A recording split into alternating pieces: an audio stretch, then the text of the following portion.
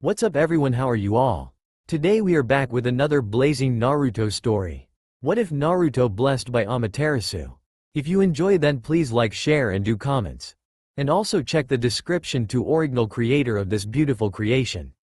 Sarutobi was getting desperate. He was fighting Orochimaru, when suddenly he summoned the Shodai and Nidaime Hokages. He also tried to summon the Yondaime, but Sarutobi had been able to stop him. Needless to say, he was getting his ass kicked. Even with his personal summon, Enma, it wasn't enough. Looks like I have to use Minato's Shiki Fuin after all. He was about to make shadow clones so that he could stop all three of them, but there was an enormous bolt of lightning that hit the barrier Orochimaru's lackeys erected around them and pierced through.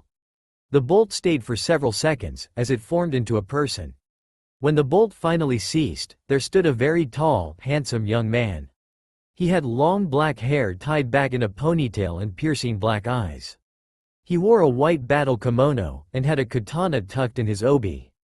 He also did not wear sandals, Sarutobi noted. He looked around for a moment, then turned towards the old Hokage. "Hey, Gigi, where am I?" the young man asked. "You are in Konoha, young man. Who are you?" "Who is this, Sarutobi? Some last-ditch effort to beat me?" Orochimaru taunted, only for the young man to look towards him. Said young man then turned towards the snake Sannin, and scowled when he saw Orochimaru's blade. "So you're the one?" the man said, then vanished. Not in a puff of smoke, not in a flash, he just vanished. Orochimaru was suddenly sent reeling back, dropping the Kusanagi. The resurrected Hokage's turned to attack, only to be sent flying towards their successor. Sarutobi's eyes widened. The young man was now standing where Orochimaru once was, with the Kusanagi in hand, looking down at said blade. "What the hell did you do?" the man said, scowling. "You corrupted the Kusanagi, turned it into this thing," the man said, voice full of disdain. "Who the hell are you?" Orochimaru shouted, standing back up. "I am Susanoo, Kami of Storms, you pathetic ninja." The man, now known as Susanoo, said, never dropping his scowl. Everyone's eyes widened at that proclamation. "You claim to be a god?" Orochimaru says. "Not a claim, asshole. I am Susanoo." Susanoo says. "And you are guilty of several crimes. And what crimes would those be, pray tell?" Orochimaru says while trying to summon Kusanagi to him, only to find that it isn't moving from Susanoo's grip. Susanoo, who notices this, smirks. "Surprised? The sword won't move, because it recognizes me as the one that cut it from the Yamata no Orochi." "So you really are Susanoo?" Sarutobi says, getting a nod from the man. "Indeed I am. As for the crimes, Orochimaru, was it? I am not the one to ask." "And who would be?" Orochimaru said. "My ne-san, Amaterasu." As soon as he said her name, a blaze of fire appeared not 10 feet from him, and began to shrink down to the form of a human, much like with Susanoo and the lightning. The main difference, however, was that the fire was forming into the shape of a woman. A very attractive woman, Sarutobi noted. She had long black hair, with impassive red eyes, and wore a red and white kimono. She had a necklace that had 5 Magatama beads, the one in the center being the largest. "Hello, Oto-Oto," the woman said. "Hey, I found the one who stole the Kusanagi, as well as the weapon itself. Here," he said, holding the handle towards her. "Hold on to it for now, Oto-Oto. I will need my hands for this," she says, cracking her knuckles as she walks towards Orochimaru. "I take it she's Amaterasu?" Sarutobi asks, receiving a nod from Susanoo. "Yup, that's my ne-san," he said. Amaterasu walked towards Orochimaru, disgust evident on her face. "You stole and corrupted the Kusanagi, a gift from my Oto-Oto, from me. You turned it into a monstrosity. For what purpose? Why?" she asked. "Power, of course. And immortality. I will become a god," Orochimaru proclaims. Amaterasu only sighs. "Typical. Another ninja who wants to be a god. That is not up to you. Even if you mastered your immortality jutsu, you would still be human. That one thing cannot be changed," Amaterasu states, getting an angry glare from Orochimaru. "Shut up," Orochimaru shouts, charging the goddess. She rolled her eyes, easily dodging the man. She performed a simple palm thrust to his chest, sending him a good 20 feet back. The 2 Hokages charged her as well, only to have the same happen to them. Amaterasu looked at the downed Hokages. You poor souls. Being brought back to this world through such a barbaric method. I think that Imouto would be better off dealing with you too. Tsukuyomi. She shouts, causing a beam of light to appear near her. It also began to form a human shape, though this one was much smaller. When it finished, a little girl was formed. Said girl also had long black hair and kind purple eyes. She wore a purple and white kimono, and had a smile upon her face. Hello, Ni-san, Nei-san.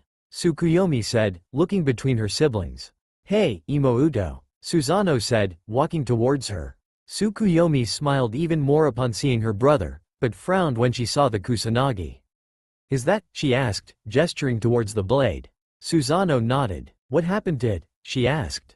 It was modified, corrupted, by that man over there. Susanoo replied, nodding his head towards Orochimaru, who was slowly picking himself up.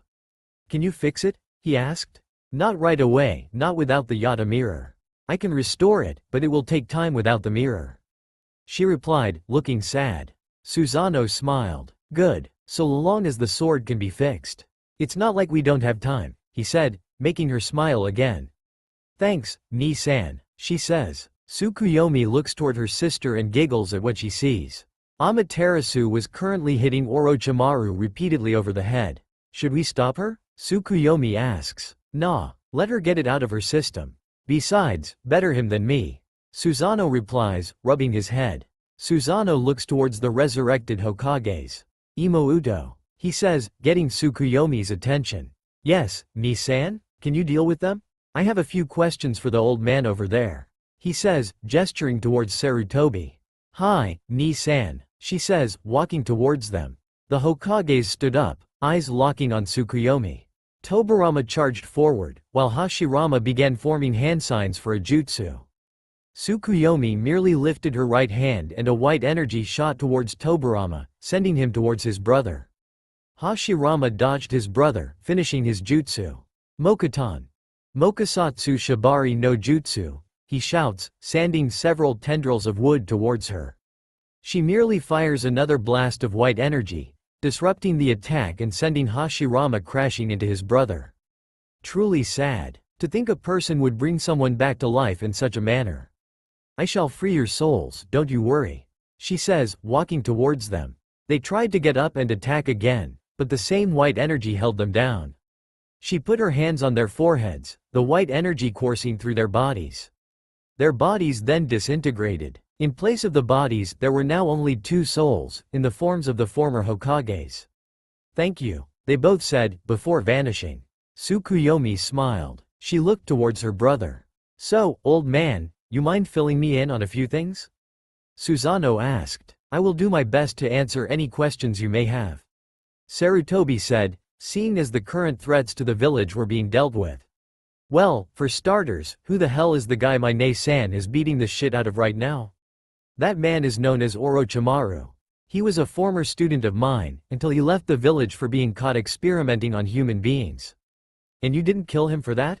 Susanoo asked, surprised. I couldn't. I saw him as if he were my son. I just couldn't do it. I see. Well, it looks like you won't have to worry about having to kill him yourself, as it seems my Nei-san is doing a good job of it, Susanoo said, looking over towards Amaterasu, who was still hitting Orochimaru repeatedly. And they say I have anger issues. He said. Tsukuyomi stood next to her brother. Are you sure we shouldn't stop her? Actually, I think we should. For now, anyway, he said, and the siblings began to move towards their angry sister. Susanoo quickly grabbed her by her arms and lifted her off of the ground. Tsukuyomi quickly restrained Orochimaru using that odd energy. Put me down, Oto. Amaterasu shouted. Not until you calm down. We need him alive right now. You can kill him later, okay? She calmed down after that, and Susanoo put her down. As soon as he released her, the three of them felt an enormous rush of Yuki. What the? Susanoo said, looking towards the forest. That's odd. There haven't been any free Biju in years. Amaterasu states, also looking towards the forest. I'll go and check it out. Tsukuyomi states, before teleporting using that energy again. Now, then, Susanoo states, turning back towards Sarutobi, where were we? Tsukuyomi teleported to the area she felt the Yuki coming from. When she got there, she saw a giant blade sticking out of the ground. Upon moving closer, she saw two boys, one, with red hair, flat on his back, and the other, a blonde-haired boy, on his stomach. She heard the blonde boy telling the other something about not being alone, and love. She didn't quite catch exactly what he was saying, but she got the gist of it. She was surprised to sense small traces of Yuki coming from both of them. She moved closer to the two boys, and was shocked at what she felt. She sensed a large amount of Yuki hidden within the blonde. She moved closer to the boys, who only just now seemed to notice her. "Who are you?" the blonde asked. "I am not here to harm either of you. I'm here to help you." She knelt down, directly in between the two boys, and the white energy seeped out of her, covering the boys. When the energy receded, the boys were healed of their wounds, but still exhausted. As soon as the energy receded, a black-haired boy landed near the blonde and two people. A boy wearing a full-body black suit with a red and yellow circle on the front, purple face paint, and a black hood, and a girl with a fan on her back and her hair done up into 4 pigtails, landed near the red-headed boy. "Who are you?" the black-haired boy said, taking a combat stance. She ignored him, however, and moved towards the redhead. She put her hand on his head. "What's your name?" she asked, looking down at the boy. "Gaara," he responded. She smiled. "My name is Tsukuyomi. Nice to meet you, Gaara." Her hand began to glow, and Gaara could feel Shukaku's presence in the back of his mind recede. After a few seconds, she removed her hand from his head. "What did you?" he asked. "I perfected the seal. It won't bother you anymore. So, I can sleep?" he asked, trying to process all that's happened. "Yes, you are free to do whatever you want," she said, never once dropping her smile. Thank you, Tsukuyomi." Then, Gaara's siblings picked him up, the girl thanking her, and left. She turned towards the blonde.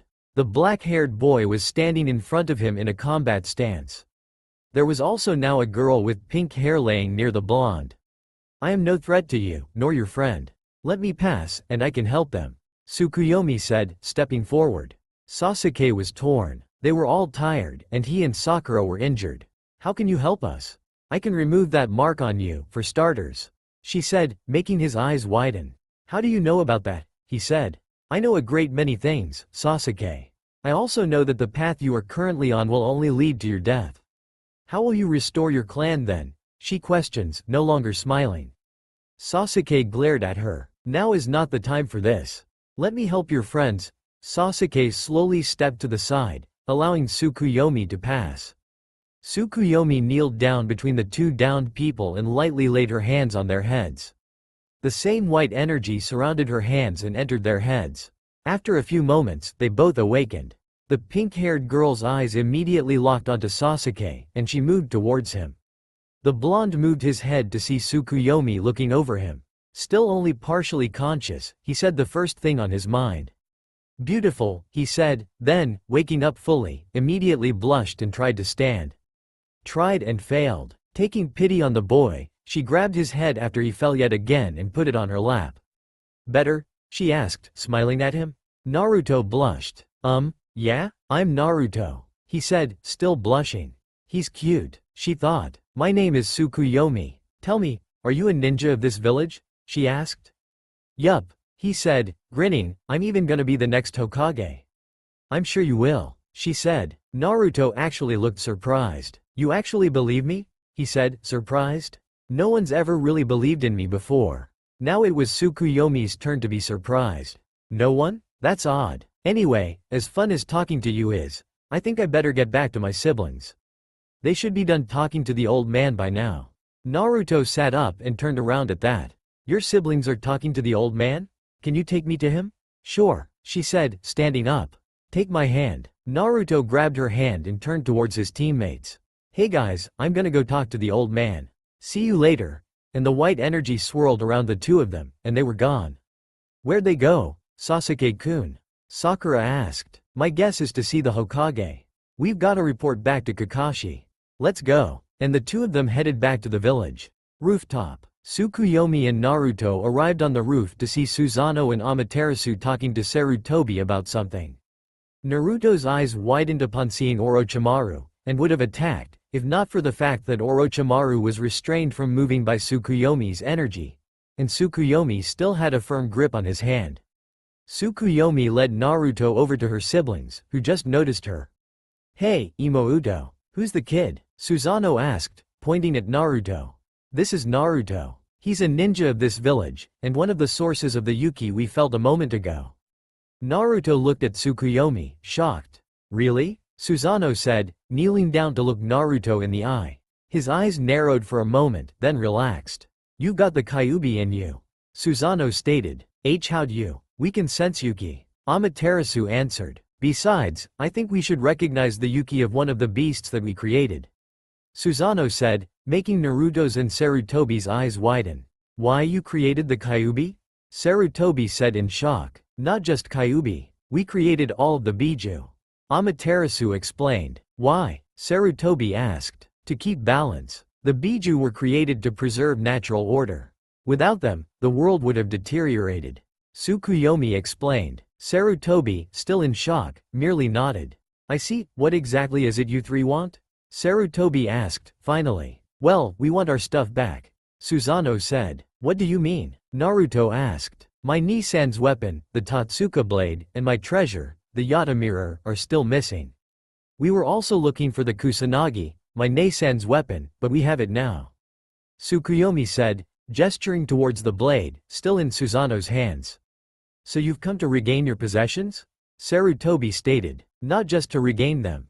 The ones who have stolen from us are to be killed, as stealing from a god is punished by death," Amaterasu said, now looking at Orochimaru.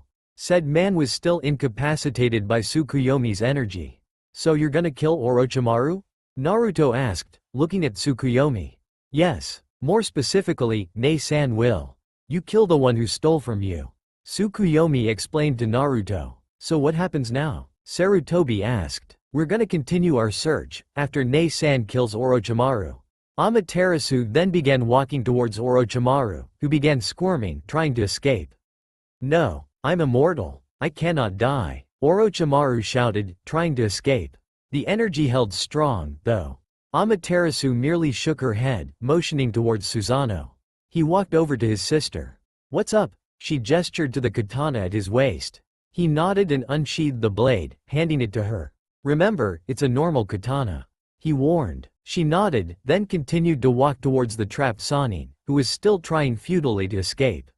Now standing over the snake Sannin, she raised the sword, and the blade began to glow orange. Energy pulsed through the blade, and Naruto and Sarutobi could feel the air around them heat up. The blade suddenly turned white, though you could see a very small amount of fire seep from the blade. Amaterasu stabbed Orochimaru through the heart, and the heat in the blade vanished. Suddenly, Orochimaru began to scream. The scent of burning flesh was pungent in the air, and, suddenly, Orochimaru's body burst into flames. After only a minute, the body had been completely incinerated. She turned around, facing the others, and saw mixed reaction. Susanoo was smirking, obviously happy with the death of Orochimaru. Tsukuyomi was smiling as always, still holding Naruto's hand. Speaking of Naruto, the blonde looked shocked at the display, as well as the smell. Sarutobi simply looked surprised at the display of power.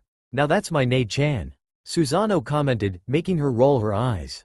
"Impressive indeed, Nei-san," Tsukuyomi said. Amaterasu smiled. "Whoa," was all Naruto said. Sarutobi didn't say anything, instead staring at where Orochimaru once was.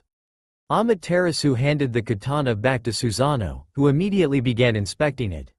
"Well, this is a first. You actually didn't break my katana," he comments, sheathing the blade.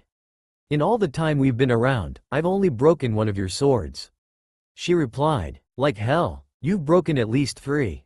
Susanoo replied, getting a glare from Amaterasu. "Anyway," Tsukuyomi interrupted, "now what? We have no leads as to where the Totsuka or the Yata mirror are. Where are we supposed to look?" "Dunno. Why can't Izanagi-sama help us with this?" Susanoo said. "Maybe because he's busy running our realm?" Amaterasu answered. "It shouldn't be that hard," he replied. "Especially since you're not there right now." She comments. "Hey, Nei-san, we're getting off track." Tsukuyomi interrupted. "Can I help you look?" Naruto asked. Tsukuyomi smiled at him. "I'd like that, Naruto-kun."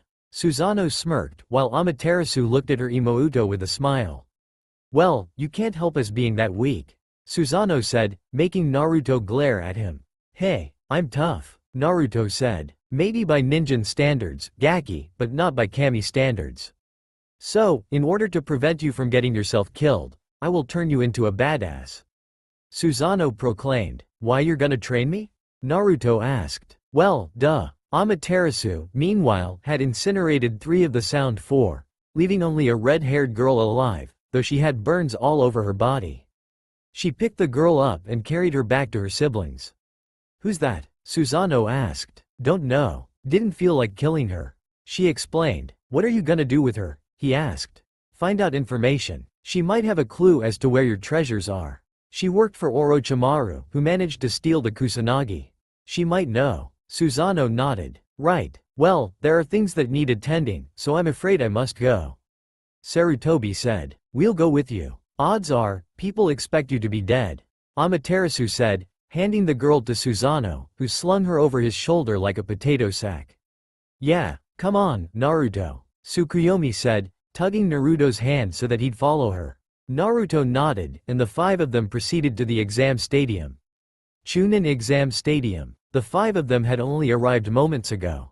They looked down to the stadium floor, and saw a silver-haired man and a man wearing a green jumpsuit who had bowl-cut hair fighting 2 Auto Nins. Kakashi-sensei. Gekamaya-sensei. Naruto shouted. Susanoo turned to face Naruto. You know those 2? He asked. Yeah, the one with silver hair is my sensei. The other's his rival. Naruto exclaimed. Susanoo nodded and jumped down to the stadium floor. Who are you? The silver-haired man, now known as Kakashi, asked.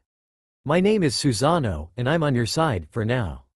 He said, drawing his sword and pointing it at the Auto Nin. I don't really see the point in you resisting, seeing as your leader is dead. He states. Liar, one of the nin shouted. No, it's true. My Nei-san killed him with this very sword. Susanoo explained, shaking his sword slightly. So either you give up, or I start severing body parts. He added darkly, glaring at the nin. Well, then, I see only one way out of this.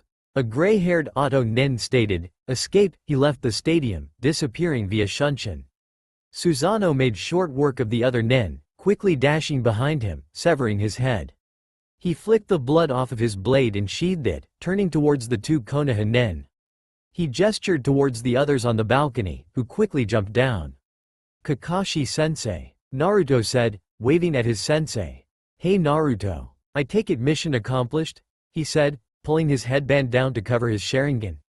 Yup, I even beat Gaara, he replied.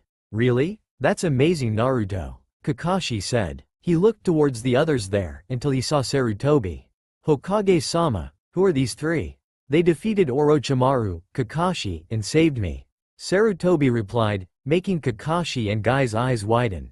Are really? Yes. Now, report. Sarutobi said. The Auto Nin are retreating, but some are still attacking. The Anbu are dealing with them, but they are having a bit of trouble. Kakashi states. Susanoo stepped forward, after laying the girl on the ground near Naruto and Tsukuyomi. I'll help with that, Gigi. Susanoo disappeared in a bolt of lightning, shocking Kakashi and Guy. What of the academy students? They are under the Hokage mountain, as per standard procedure. Guy stated. Amaterasu, if it's not too much trouble, would you check on them? Sarutobi asked. Of course. It beats just standing here. She said, dissipating in a blast of fire. No sooner had she left, than Naruto's teammates arrived. Naruto, how'd you get here before us? Sakura shouted. Simple. Teleportation. Tsukuyomi replied. Anyway, I defeated Gaara. Sasuke said, smirking. That's bull, Teme. Naruto shouted, pointing a finger at Sasuke. I beat Gaara, and you know it. Prove it, Dobi. I can, actually. Naruto said, now calm. Do you have the Toad contract? Of course not, Dobi. Well, there you go. I summoned the boss Toad to fight Gaara. Ask him for confirmation, Naruto said. Tsukuyomi smiled at Naruto. That's kinda tough to do, seeing as he's not here. Sasuke said, smirking his usual smirk. Well, I could always summon him again, and you could ask him then. Sasuke's smirk faded. Enough. The 2 of you can argue later. The point is, Gaara has been defeated. Konoha is still under attack. Sarutobi said. Naruto nodded, and Sasuke nodded slowly. My Ni-san and Ne-san are more than capable enough to slaughter the lot of them. Sending backup would only slow them down. Tsukuyomi said. Then what do you propose we do? Sarutobi asked. Well, Ni-san is probably going nuts right now. An explosion was heard in the distance, followed by maniacal laughter, and Ne-san would sooner rip someone's head off before allowing any harm to come to the children, so I think the best course would be to stay out of their way. So long as we do that, I don't have any objections to anything you plan. She said, still holding Naruto's hand. All right, then, Kakashi, Guy, I want you to assist in repelling the Auto Nin. Sasuke, Sakura, go to the medics. Get yourselves treated. Tsukuyomi, Naruto, assist Guy and Kakashi, if you will. I will help Jiraiya dispose of the snakes. Sarutobi then left via Shunshin. Tsukuyomi teleported her and Naruto out of there. Kakashi and Guy also left via Shunshin, while Sasuke and Sakura had to run. Konoha Wall. Susanoo had been chasing a group of Auto Nin that had scattered after he shot that enormous lightning bolt at them, killing half of them. He had chased them to the wall when 4 of them suddenly lost their heads. A team of Anbu jumped out of the shadows and slaughtered the rest of them. They were apparently being led by the Anbu with the Neko mask. Not bad, not bad. Susanoo commented, clapping at the attack. Who are you? The Neko masked Anbu asked. Ironic. A person wearing a mask asks me who I am. You give your name first, then I'll tell you mine. He stated. How do I know I can trust you? She questioned. Well, I was after those Auto Nin, so for now I guess I'm on your side. Very well. My name is Yugao Izuki. She said, removing her mask. Beautiful and deadly. You may call me Susanoo. He said, giving a mock bow. Like the god? One of the Anbu behind her asked. The one and only. Now, if you'll excuse me, I have ninja to kill. He said, disappearing in a bolt of lightning. Susanoo, Yugao muses, then quickly shakes her head and replaces her Anbu mask. Move out. She orders and the squad disappears to continue their job. Hokage Mountain, Secret Cavern. Iruka was standing with the other teachers, watching the students. He wished he could know what was happening up there. He was broken from his thoughts when a tornado of flames appeared not 10 feet from them. Preparing to defend the students, they were all shocked to see a beautiful woman step out of the torrent, before dispelling it. She looked around, taking in the situation. She turned to the teachers and began to walk towards them. Said teachers were still on guard. You are the teachers at the Ninja Academy, yes? She asked. Yes, Iruka answered hesitantly, still unsure of whether or not to trust this woman. Good, that means I'm in the right place. My name is Amaterasu, and I was asked by your Hokage to watch over the students with you. She said. Some of the teachers relaxed, but others were still suspicious. Iruka was one of them. Do you have any sort of proof? He asked. Not really. You'll just have to trust me. I would sooner slit my throat than allow any harm to come to these children, though. She said, sitting down in a meditative position. All right, I'll trust you, for now. He said, going back to watching the students. Konoha Wall, 1 hour later. Susanoo pulled his katana out of the chest of the fallen Auto Nin, wiping the blood off before sheathing it. He turned to see the Anbu team that he had run into an hour ago. They had decided to follow him, he guessed, to examine whether or not he was a threat. He walked towards them, seeing as all of the Auto Nin were either dead or captive. None were able to escape, due largely in part to him frying a great deal of them with a well-placed lightning bolt. Still don't trust me? He questioned Yugao. I can tell you're not a threat, at least not now. She said. That's good. Now then, I wonder where Imouto and her little boyfriend are, he said, looking around. Well, I guess I better find them. See you later, Neko-chan. He said, teleporting away, leaving a flustered Anbu alone with her team. Hokage Mountain, Cavern. Amaterasu stood up from her meditative position. The invasion is over, she stated, making Iruka look at her. How do you know that? He asked. Simple. My Otouto has stopped using his powers. The only reason for that is he's bored, or there's no one left to use them on. I'm betting more on the latter, as he never gets bored during a battle. I guess I'd better go look for Imouto and her little boyfriend. What was his name? Oh, Naruto. She said. You know Naruto? Iruka asked. Yes, he's my Imouto's friend. How do you know him? She asked. I was his teacher when he was at the academy. He's like my little brother. He stated. Interesting. Well, I guess that means we'll see more of each other, then. She said, before vanishing in a column of fire, not noticing the light blush on Iruka's face. Rooftop. Naruto and Tsukuyomi were sitting on a rooftop overlooking the village. They had contributed a great deal to repelling the invasion, defeating a great deal of Auto Nen. They were currently relaxing, seeing as the invasion was over. They turned around, hearing a crackling sound. They saw a lightning bolt come down behind them, and Susanoo emerged from it. "Looks like the invasion's over," he said. The two merely nodded. A column of fire appeared next to Susanoo, and Amaterasu was next to him.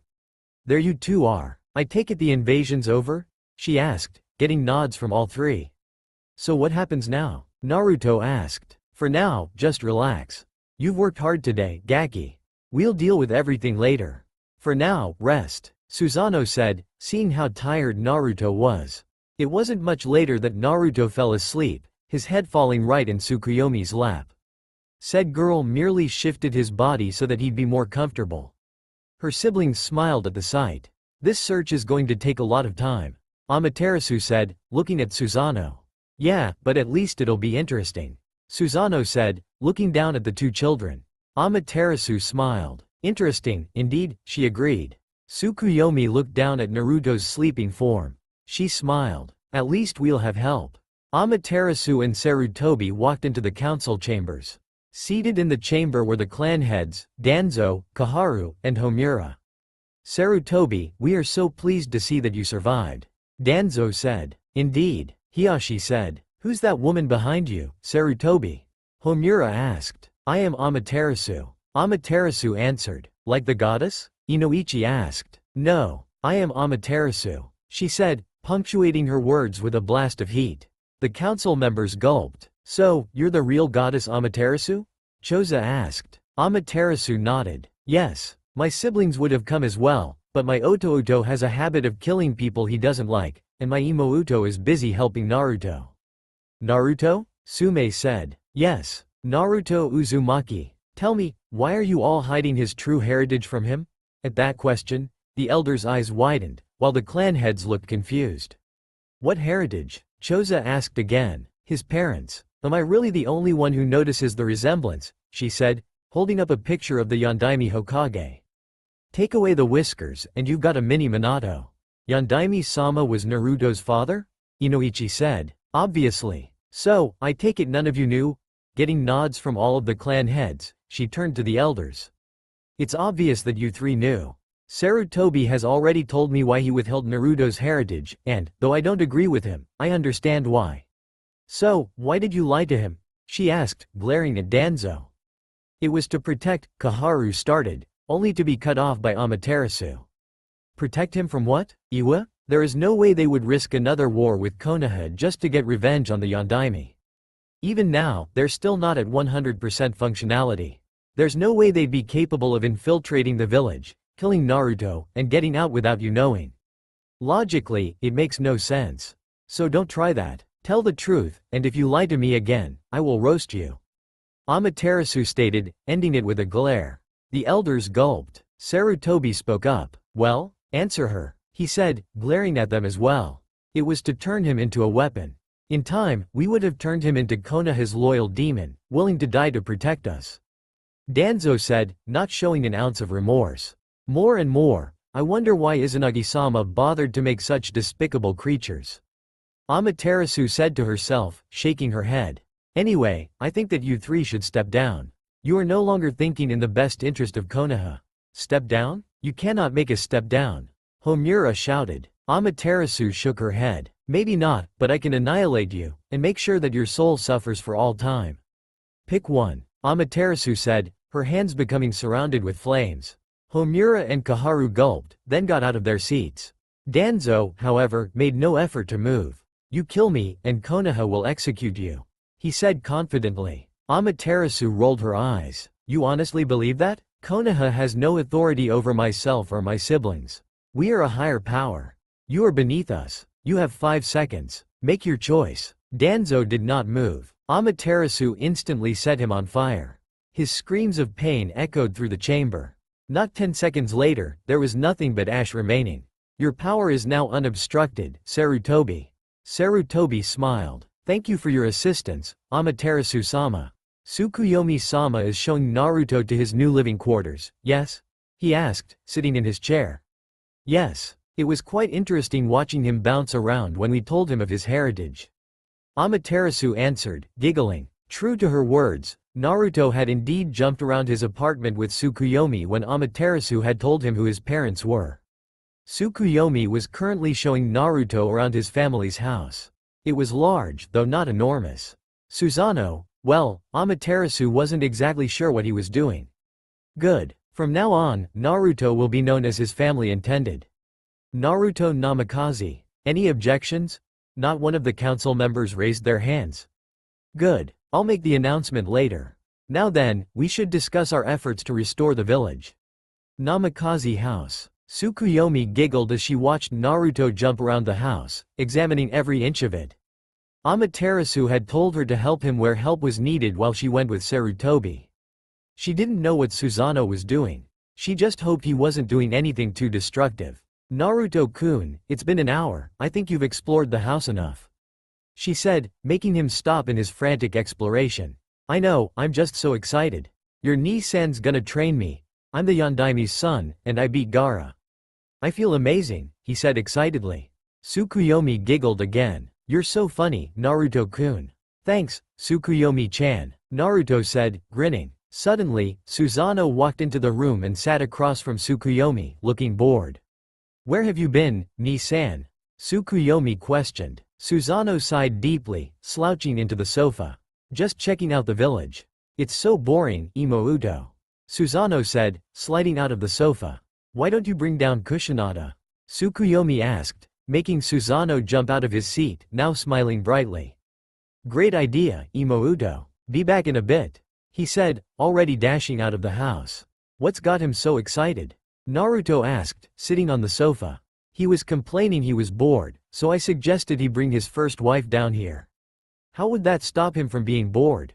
And what do you mean, first wife? Naruto asked. Well, Nii-san has to have more than one wife, as there aren't many of us left. Kushinada became his wife as his reward for killing the Yamata no Orochi. The two of them are quite smitten with each other, and she is good friends with Nii-san. Tsukuyomi explained. Naruto nodded. Tsukuyomi then heard an enormous growl. She turned to where it came from, and saw Naruto sheepishly rubbing his head, blushing. Hungry? She asked, smiling lightly. Starving, you? He asked. Tsukuyomi nodded. You know any good places to eat? She asked.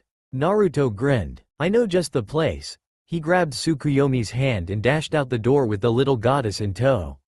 Ichiraku's ramen bar. Tsukuyomi raised a brow at where Naruto took her to. Ramen? She asked. Yup. It's the best food in the world.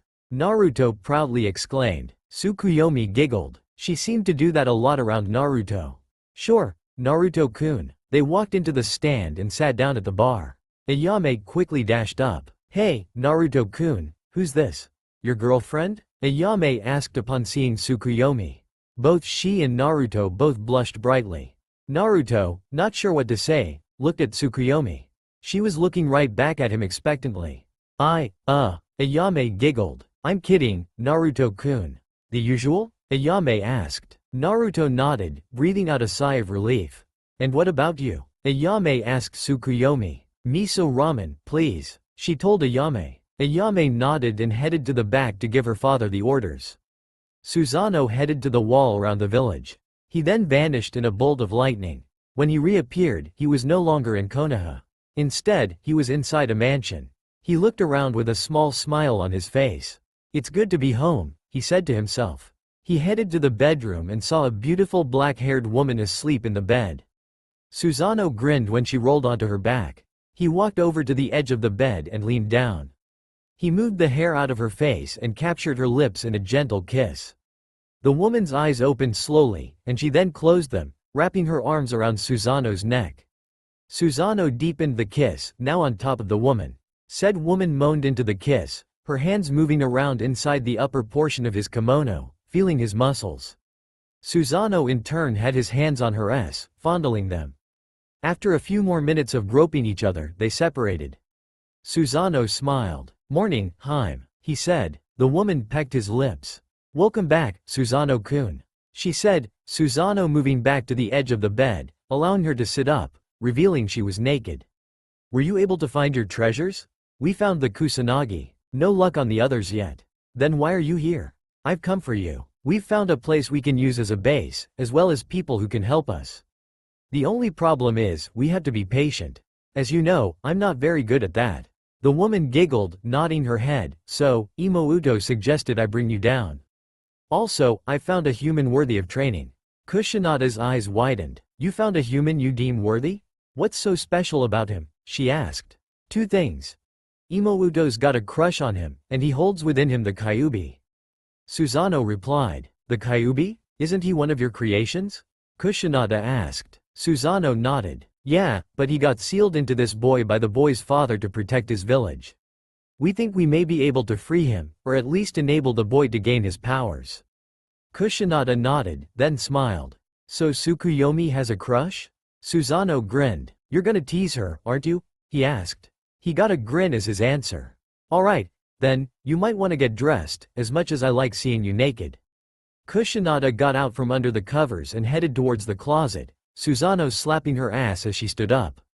She responded by walking to the closet shaking her hips. Susanoo smirked. Tease. Kushinada came out of the closet wearing a beautiful red kimono decorated with thunderclouds. She walked over towards Susanoo and hugged him. It's really good to see you again, Koi, she said, her voice slightly muffled by his chest. He pulled her head back and kissed her forehead. Same here, Koichi, he replied, hugging her back. They vanished in a bolt of lightning. Amaterasu sighed as she walked through the village. They had already begun reconstruction of the village, so the streets were very busy. When Amaterasu walked by, though, every man on the street stopped what they were doing to stare at her. Good thing Otouto isn't here. He'd cut these guys to ribbons. She then sensed Tsukuyomi's energy at a ramen stand. Why is she there? She approached the ramen stand, and upon entering, saw her sister and Naruto talking to the man she met under the Hokage mountain. Iruka, I think. Tsukuyomi turned and saw her sister. Nei-san, what are you doing here? Tsukuyomi asked, drawing the men's attention. Iruka blushed when he saw her. I sensed your energy here, and was curious as to why you'd be here. I'm guessing Naruto's idea? Tsukuyomi nodded. Naruto scratched the back of his head sheepishly. Amaterasu smiled slightly and sat down next to Iruka. Miso ramen, please. She turned towards Iruka. Iruka, yes? Why yeah. Iruka replied, blushing. Amaterasu smiled. It is nice to see you again, she said. Same here, he replied. Damn it, stop stuttering. She's just a woman. A beautiful woman that can make you spontaneously combust. Is something wrong? Your face is red. Amaterasu noted, touching his forehead, making him turn so red it could put Hinata to shame. Tsukuyomi smiled widely seeing the two interact. She nudged Naruto lightly, bringing his attention to her. I think your sensei likes my Nei-san. Tsukuyomi whispered. What makes you think that? Naruto whispered back. Tsukuyomi rolled her eyes. Even if he isn't stupid, he's still oblivious. She thought. Your sensei's acting the way most people do around someone they really like. Tsukuyomi explained. Oh, so what should we do? Naruto asked. They then heard a crackling sound outside the stand, followed by a bright flash of light. They all looked outside and saw Susanoo walk into the stand holding the hand of a black-haired woman. Hey, guys. Naruto, this is Kushinada, my wife. Susanoo introduced. Kushinada bowed to Naruto. It is a pleasure to meet you, Naruto-san. Susanoo-kun has told me much about you. Kushinada then looked at Iruka. And who might you be? This is Iruka. Amaterasu introduced. Iruka stood up and bowed. It's a pleasure to meet you, Kushinada-sama. Iruka said formally, causing Kushinada to shake her hands at him. There is no need to be so formal with me. My status isn't as lofty as Susanoo-kun's. You're still his wife, though, Kushinada-chan, people will respect you for it. Amaterasu stated. Kushinada nodded in response. There you are, Gaki. I've been looking everywhere for you. Jiraiya said, walking into the shop. He then looked at Amaterasu, then Kushinada, and began to giggle perversely. He would have done more, but Susanoo drop-kicked him out of the shop, muttering about, damn old perverts. Naruto looked towards where the toad sage landed. Wonder what he wanted me for, he wondered aloud. Tsukuyomi jumped off of her stool and grabbed Naruto's hand. Only one way to find out, she said. The two of them headed after Jiraiya. Susanoo and Kusanada sat down on the stools that Tsukuyomi and Naruto had recently vacated. So, he your boyfriend? Susanoo asked Amaterasu, pointing at Iruka, who blushed. Not yet, Amaterasu replied. Yet? Kusanada asked. Why yet? Iruka repeated. Amaterasu smiled. I like you, Iruka-kun. You're a very kind man, and I'd like to know you better. Amaterasu stated, looking Iruka directly in the eyes. Iruka blushed harder. If your face gets any redder, your head'll explode. Susanoo commented. Kusanada elbowed him in the ribs in response. She then stood up, dragging him with her. We'll leave you two alone. Susanoo-kun is going to show me around the village.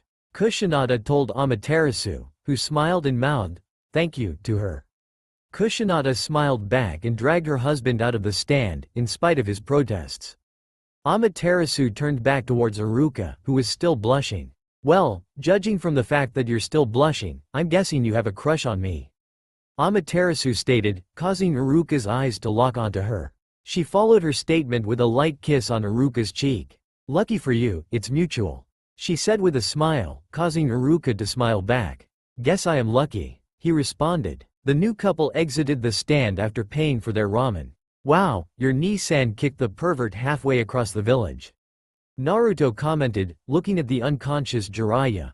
Tsukuyomi poked the pervert. How are we going to wake him up? She asked. Naruto grinned. Hey, Ero Sennin, look at that girl over there. Naruto shouted into the pervert's ear, who bolted up at the mention of a girl. Where? Where? Jiraiya looked around. Tsukuyomi rolled her eyes. Is he always like this? She asked. Naruto nodded. Unfortunately, yes. What did you want to talk to me about, Ero Sennin? Naruto asked. Sensei's got a mission for you and me. A mission? Why you and me? Naruto asked. Sensei's getting older. This invasion made him realize how weak he's become, so he's retiring. The only person capable of replacing him, however, isn't in the village right now, so we're going to find her. Her? Who exactly are we going to be looking for? The last of the Sannin, Tsunade Senju. Jiraiya stated. So she's as old as you? Naruto asked. Jiraiya face faulted. I'm not old, Gaki.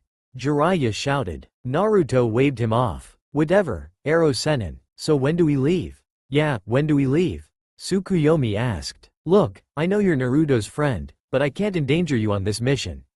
Jiraiya said. Tsukuyomi raised a brow. Do you have any idea to whom you're speaking, Ninjin? Tsukuyomi questioned. Jiraiya looked confused. Tsukuyomi-chan can take care of herself, Ero Sennin. She won't need us to protect her. Besides, it's not like this mission is overly dangerous. Naruto commented. Fine, fine, whatever. Anyway, grab your gear. We're leaving as soon as possible. Meet me at the gate in 2 hours. Jiraiya said, walking off. Hey, Tsukuyomi-chan. Why do you want to come with us anyway? Naruto asked. I'd be bored if you left the village without me, Naruto-kun. Besides, someone has to keep you safe. She replied, poking him in the chest. He chuckled as they headed back to his house to pack. Kusanada leaned into Susanoo as they looked at the memorial stone. They heard someone approaching behind them. They turned to see a purple-haired woman holding flowers. I'm sorry, I didn't know someone was already here. I recognized that voice. Neko-chan? Susanoo asked. Susanoo-san? Yugao asked. He nodded. Who is this, Susanoo-kun? Kusanada asked her husband. She's one of the Anbu I fought alongside during the invasion I told you about. Susanoo explained. She is quite beautiful. Kusanada stated, looking Yugao up and down. I approve. Susanoo looked down at her with a shocked face. You approve? I barely know her, he said. Not now, Susanoo-kun. Tell me, Yugao-san, who are those flowers for? Kusanada asked. My lover, Hayate Gecko. He was killed by a Sunanin. Yugao said sadly as she laid the flowers in front of the stone. He died in the invasion? Susanoo asked. No, beforehand. He was killed because he had apparently overheard the Sunanin speaking with an agent from Otto about the invasion. Yugao explained. I'm sorry, he said. Kusanada nodded her head. It's rough, losing someone you love. But at least you're not alone. You have friends, right? Yeah, they've always been there for me. And so will we. Kushinada said with a smile. Yugao looked up at the couple. You will? We will? Susanoo asked. Kushinada looked up at her husband with the, do as I say, look. He gulped, then nodded. Yeah, sure we will. Thank you, she said. The three of them silently paid their respects to the fallen heroes of Konoha. Finally, you two ready? Jiraiya asked impatiently, seeing Naruto and Tsukuyomi approach the gate. Yeah, let's get going, Naruto said, walking out of the village, Tsukuyomi right next to him. Jiraiya headed after the two of them. So, you have any idea where she might be? Knowing Tsunade, she'll be somewhere where there's booze and gambling, her two favorite things. Jiraiya told them. Tsukuyomi looked at Jiraiya. And just how many villages have gambling dens and bars? She asked. Most of them, Jiraiya said, but I think I know where we can start looking. My spy network reported to me before we left the village about a woman matching Tsunade's description headed towards Tanzaku town. If we're fast enough, we might catch her. Jiraiya explained. Then what are we waiting for? Lead the way, Naruto said, and the three of them took off for Tanzaku town. Fast as they were forced to stop at a hotel when nightfall hit. Tsukuyomi made Jiraiya get 2 rooms, not wanting to share with the pervert. Jiraiya got his own suite, while Naruto and Tsukuyomi shared another. Luckily, in Naruto's opinion anyway, they had separate beds. Tsukuyomi was taking a shower while Naruto was practicing a technique that Jiraiya had begun to teach him as they traveled. He was currently trying to pop a water balloon using only his chakra. He was currently having a bit of difficulty. Tsukuyomi stepped into the room wearing a robe to see Naruto struggling to pop the balloon. She walked over to the ninja. Why are you only moving the water in one direction? She asked. He looked up at her for a moment, then suddenly had a look of realization on his face. He concentrated harder on the balloon, and slowly, multiple bumps appeared on the balloon, and it burst. Naruto grinned widely and hugged the tiny goddess. Thanks for the help, Tsukuyomi-chan. You're a genius, he said, spinning her around. Said goddess was giggling at the blonde's joy. Naruto stopped spinning her around and blushed at how close they were. He quickly released her and began sputtering out apologies. Tsukuyomi put her finger to his lips to shush him. She smiled. You don't need to apologize, Naruto-kun. Besides, I like being in your arms, she said, making Naruto blush. Tsukuyomi giggled at Naruto's expression of confusion. She leaned forward and kissed him on the cheek. Naruto turned red. Tsukuyomi-chan, I really like you, Naruto-kun. How do you feel about me? She asked the nervous blonde. I think you're the most beautiful girl I've ever met, Tsukuyomi-chan. You're smart, pretty, kind, and really strong. I really like you, too. Naruto confessed at her urging. She smiled. So what happens now? I think we should take it slow, Naruto-kun. We should go on a few dates and see where that goes, after this mission is over, of course. Naruto nodded. They heard a knocking on the door. Naruto got up and answered it, with Tsukuyomi getting dressed in the bathroom. He opened the door, expecting to see Jiraiya, but instead was met with 2 men wearing black cloaks with red clouds on them. He looked up and saw that the man in front had Sharingan. Naruto Uzumaki, you will come with us, the man stated. Naruto looked back into the room, then shut the door, surprising the 2 men. Itachi, did he seriously just do that? The fish-like man asked the Uchiha. I believe so, Kisame. Itachi clarified. The door suddenly flew open and a burst of energy sent them both back into the wall. Tsukuyomi stepped out of the room, fully dressed. She looked at the men who were standing up and frowned. Why are you here? Tsukuyomi questioned. We're here for the gaki, now get out of the way. Kisame shouted, swinging his blade at her. A wall of white energy came up and blocked the blow. She dashed forward and thrusted her hand forward, sending Kisame back into the wall. Itachi engaged her in a taijutsu battle, which he was surprisingly being forced back. She's too fast. He was sent into the wall once more in the same manner as Kisame. She glared down at the men. It would be wise of you to leave. I will not let you capture Naruto-kun. I would rather not kill you, but I will if I must, she said, energy flowing around her. Itachi looked at her, his eyes slowly changing. Itachi! Sasuke shouted angrily, seeing his brother for the first time since the destruction of their clan. Itachi looked over at Sasuke, his eyes returning back to the shape of normal Sharingan. Sasuke. Hey, Itachi, he your little bro? Kisame asked. Itachi nodded. Naruto sighed. Just what we need, more Uchiha. Naruto commented. Tsukuyomi looked between the two brothers, and noticed a small leak of power coming from them.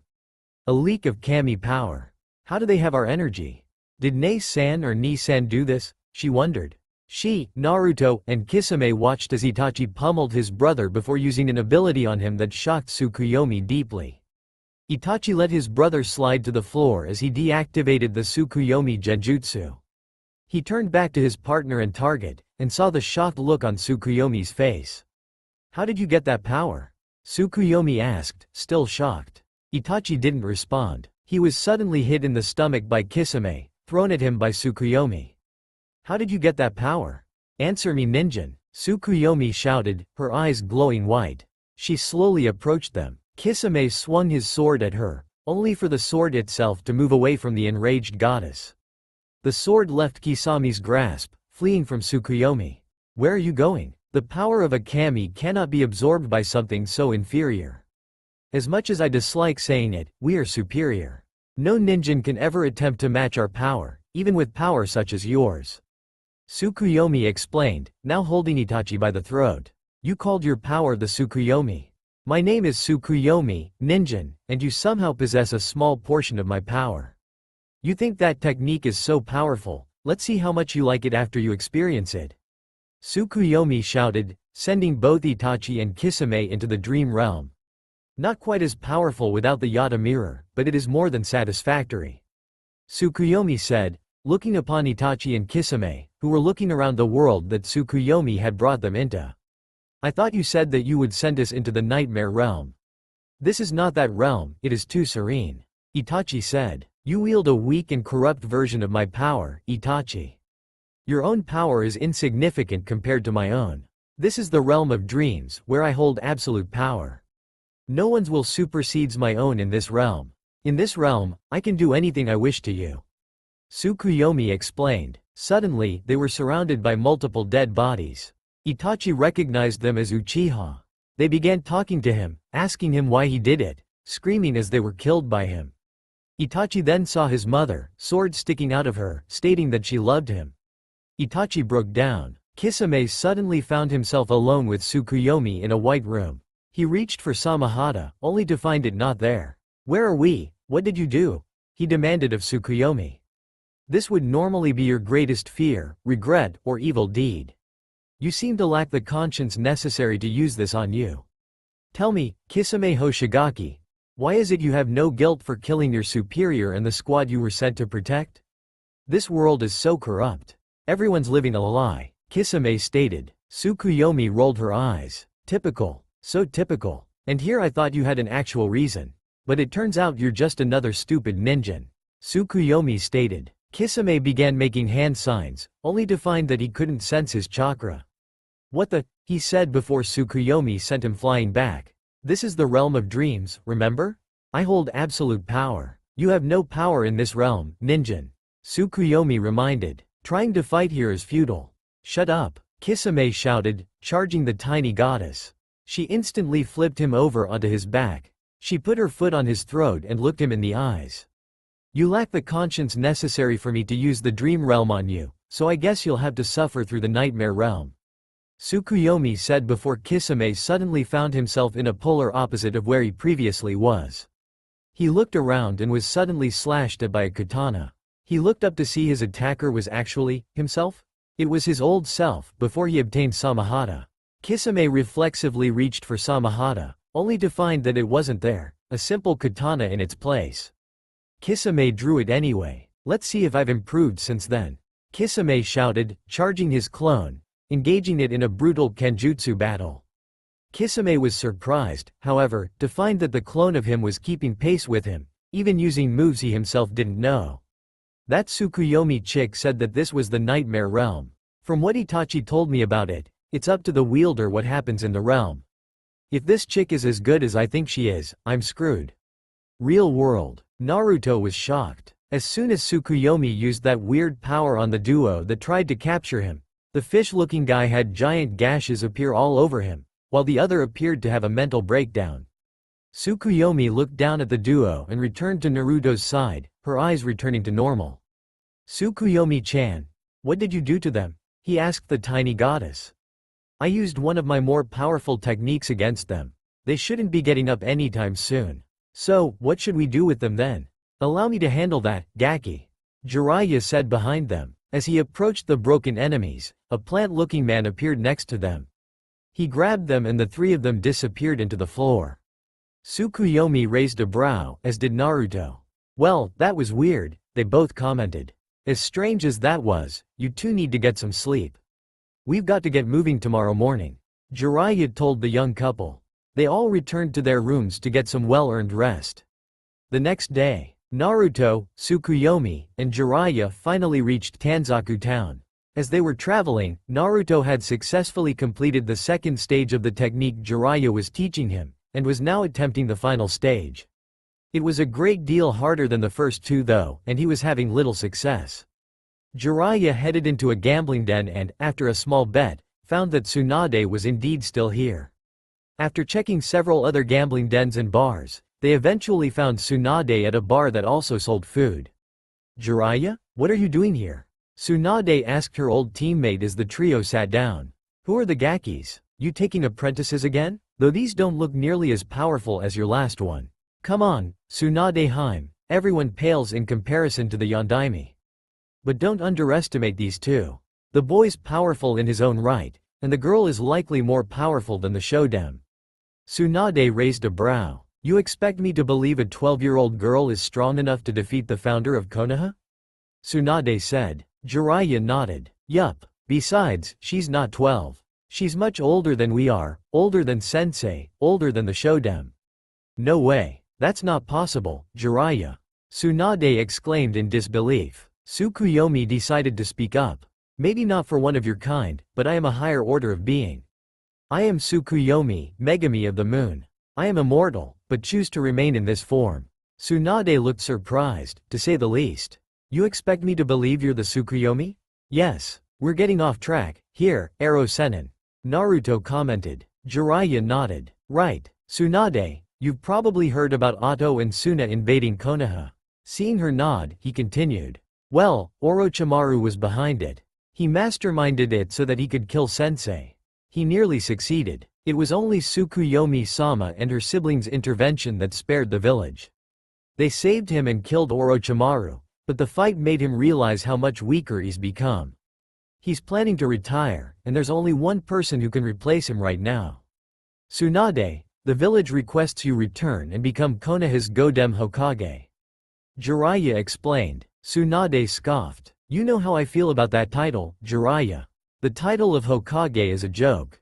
Only a fool would want the title. Tsunade rebuffed. Naruto scowled. Hey, my two-san laid his life down for Konoha. He was the greatest Hokage Konoha's ever seen. Naruto shouted at the woman. Tsunade's eyes widened. That's right, Tsunade. Naruto here is Minato and Kushina's son. Jiraiya announced. Tsunade's jaw dropped. I heard that he was dead. Tsunade said. Obviously I'm not. So are you going to accept the title or not? Decide quickly, please, I have training to get to. Naruto said, tapping his fingers on the table. I'm sticking by what I said. The title is a joke. Tsunade repeated. Tsukuyomi glared at her, then stood up and began to walk out of the bar. Hey, where are you going? Jiraiya asked. Back to the village. I'll probably be back with my siblings though. You're really deluding yourself if you think you have a choice in coming back to the village. The only reason you're not dubbed a missing nin is because you have Sannin travel rights, which are well within Sarutobi-san's right to revoke. Those are your options. Come back willingly or slung over Jiraiya's shoulder. Decide, Tsukuyomi stated. Naruto nodded. So you'd really be willing to fight me, Jiraiya? Tsunade asked. Jiraiya nodded. The village needs you, Tsunade, and no matter what your personal problems with the village are, you're coming back one way or another. And in spite of how strong you are, even you know that you can't defeat me, Tsunade.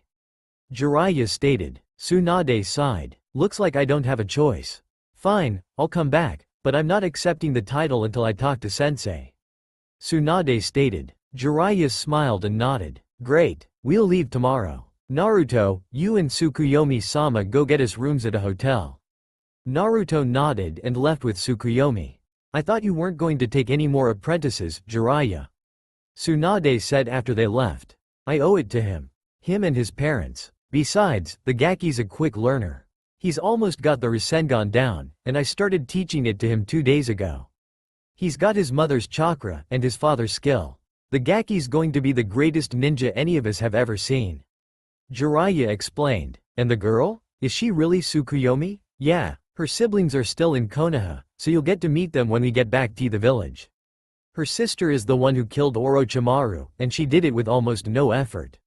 They created the Kyuubi, Tsunade. They're much more powerful than it. If they wanted to, they could wipe out the whole village with a flick of their wrists. So, why come to Konoha then? They're looking for their weapons. Someone stole them from them. Orochimaru had the Kusanagi, and that was why he was killed. According to them, stealing from a god is punished by death. Wow, a lot's happened since I left, hasn't it? Tsunade remarked, getting a nod from Jiraiya. Now, tell me everything you know about what's happened since the girl and her siblings got down here. So Jiraiya began telling Tsunade of how the 3 gods arrived. He told her about the invasion, and Tsukuyomi's attachment to Naruto.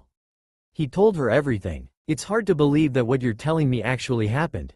Believe it, Tsunade. Her siblings are no laughing matter, and neither is she, for that matter. She scares me more than you did when we were teammates. Jiraiya said seriously. Now that's hard to believe, Jiraiya. But I guess I'll take your word for it. It's getting late. We'd better rest up. Got a big day tomorrow, huh? She said. Jiraiya nodded. Jiraiya went after the 2 children while Tsunade and Shizune headed to their own hotel room. As Jiraiya passed Naruto and Tsukuyomi's room, he peeked inside and saw them both asleep on Naruto's bed, cuddled close together. He smiled and headed to his own room to get some rest. So the Gaki's got himself a girlfriend. Kami knows he deserves happiness. Jiraiya thought before he quickly fell asleep. Come on Gaki, only 80 more to go. Susanoo shouted. He and Naruto were currently in the woods by Naruto's house. They had begun Naruto's training as soon as Naruto had gotten back from his mission to find Tsunade, and Naruto was beginning to think Susanoo was trying to kill him. That's easy for you to say, Naruto grunted out, you don't have a fucking boulder on your back. Remember who you're talking to, kid. I train this way with mountains, so I'm going easy on you as it is. 70 more, keep at it, Susanoo ordered. Not far from the training area, Tsukuyomi and Kusanada were watching their men train. I'm surprised Susanoo-kun is holding back this much. Kusanada commented. It's most likely because he knows I'd be forced to kill him if he killed Naruto. Tsukuyomi replied. Naruto and Tsukuyomi had become a couple upon their return to Konoha, something Tsukuyomi's siblings teased them relentlessly for. True. Where's Nei-san? Kusanada asked. She's with Iruka-san. Tsukuyomi replied with a slight giggle. Amaterasu had begun dating the Chunin soon after Naruto and Tsukuyomi left. They were an interesting couple, to say the least. Amaterasu seemed cool-headed, but when she was with those she considered close, she was a rather passionate woman. Not to the point of breaking her cool-headed persona, but she was rather fiery. Iruka discovered this rather quickly and, according to him, it only made him like her more. 40 more, Gaki. Susanoo shouted at the young boy. He was rather enjoying tormenting Naruto this way. It served the purpose of strengthening him, while simultaneously allowing Susanoo to mess with him.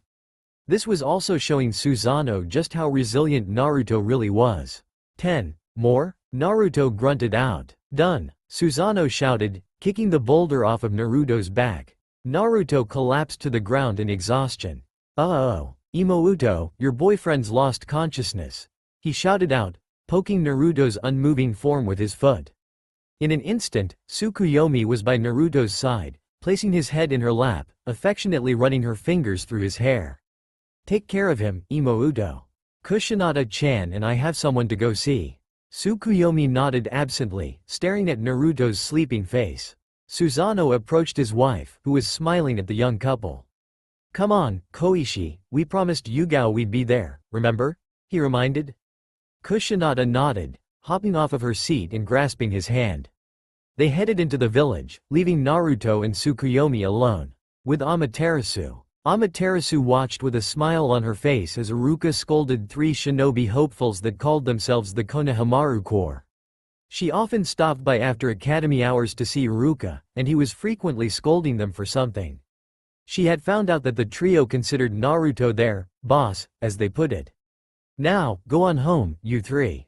Iruka sighed, dismissing the young students. He turned to see Amaterasu sitting on the corner of his desk with a smile on her face. What? You're really good with children, Iruka-kun.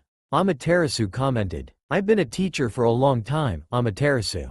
He responded. Amaterasu hopped off of his desk and walked over to him. Now that class is over, what do you want to do? She asked, looping her arms around his neck. Iruka smiled at his girlfriend, pulling her close to him. I'm sure you'll think of something.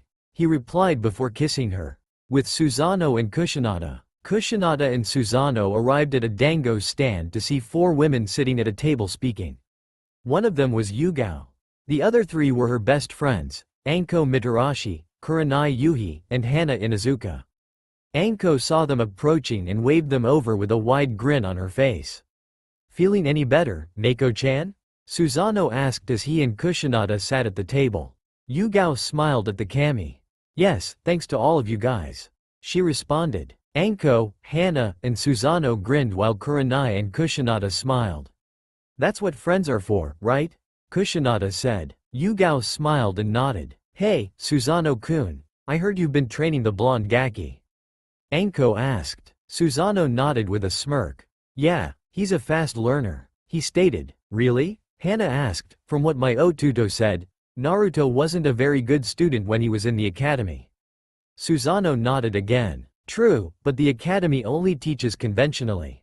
That's why people with the potential to be truly powerful, like Naruto, are overlooked in favor of students that already show promise, but don't have nearly as much potential, like Sasuke. If Naruto had a proper sensei during the academy, he'd have passed the Chunin exam when he was 10. Susanoo stated, shocking all present, save for Kushinada. He has that much raw talent? Kurenai asked, getting another nod from Susanoo in response. Yes, that kid will be the strongest being this village has seen since the Shodai Hokage. With Tsukuyomi and Naruto. Naruto opened his eyes to be greeted with the sight of his girlfriend smiling down at him. Hey, he greeted, feeling the fatigue from the training. Good afternoon, sleepyhead, she responded, continuing to run her fingers through his hair. Naruto attempted to get up and look around, only to have Tsukuyomi pin him to the ground, holding his head in her lap. You need to rest, she stated in a scolding manner. Yes, ma'am, Naruto grumbled out, making her giggle. Good boy, she replied, patting him on the head. Where's Susanoo-sensei and Kushinada-chan? They went to be with their friends.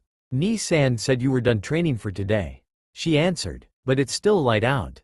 Naruto protested, I can't sit still for that long, Tsukuyomi-chan. He stated, gaining another giggle from the diminutive goddess. I'm sure we can think of something to do, Naruto-kun. She stated before Naruto's stomach let out a mighty rumble. Like maybe get some food. She stated afterwards. Naruto chuckled before shakily getting to his feet, Tsukuyomi helping him as he did. Ichiraku's? He asked hopefully.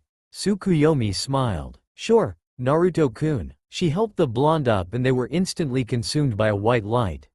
Back with Kushinada and Susanoo. So how did you two get together anyway? Anko suddenly asked the 2 kamis. I was given to him in return for him slaying the Yamata no Orochi. Kushinada answered. So you were his reward? Kurenai stated, her face scrunching up at the thought. Not in the manner you're thinking, Kurenai dono. Susanoo said. I have never thought of my tenshi as a mere reward. He said, lovingly stroking Kushinada's face. Then how did you get together? Anko asked again. Kushinada smiled at her friend. Alright Anko, I'll tell you. It all started with me finding this handsome man over here, she began. Flashback. Kushinada was seated in her favorite flower field, gathering flowers for her parents. Today was the anniversary of the day her 7 sisters were devoured by the Yamata no Orochi. The flowers were for their morning shrines. She plucked the first flower and heard a loud thud behind her, followed by a groan.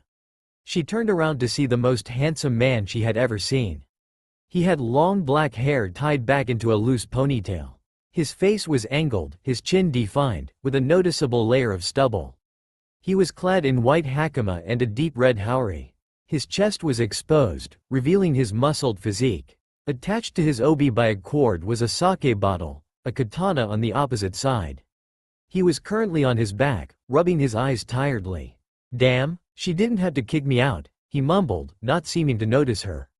"Who are you?" she hesitantly inquired, instantly drawing his attention to her.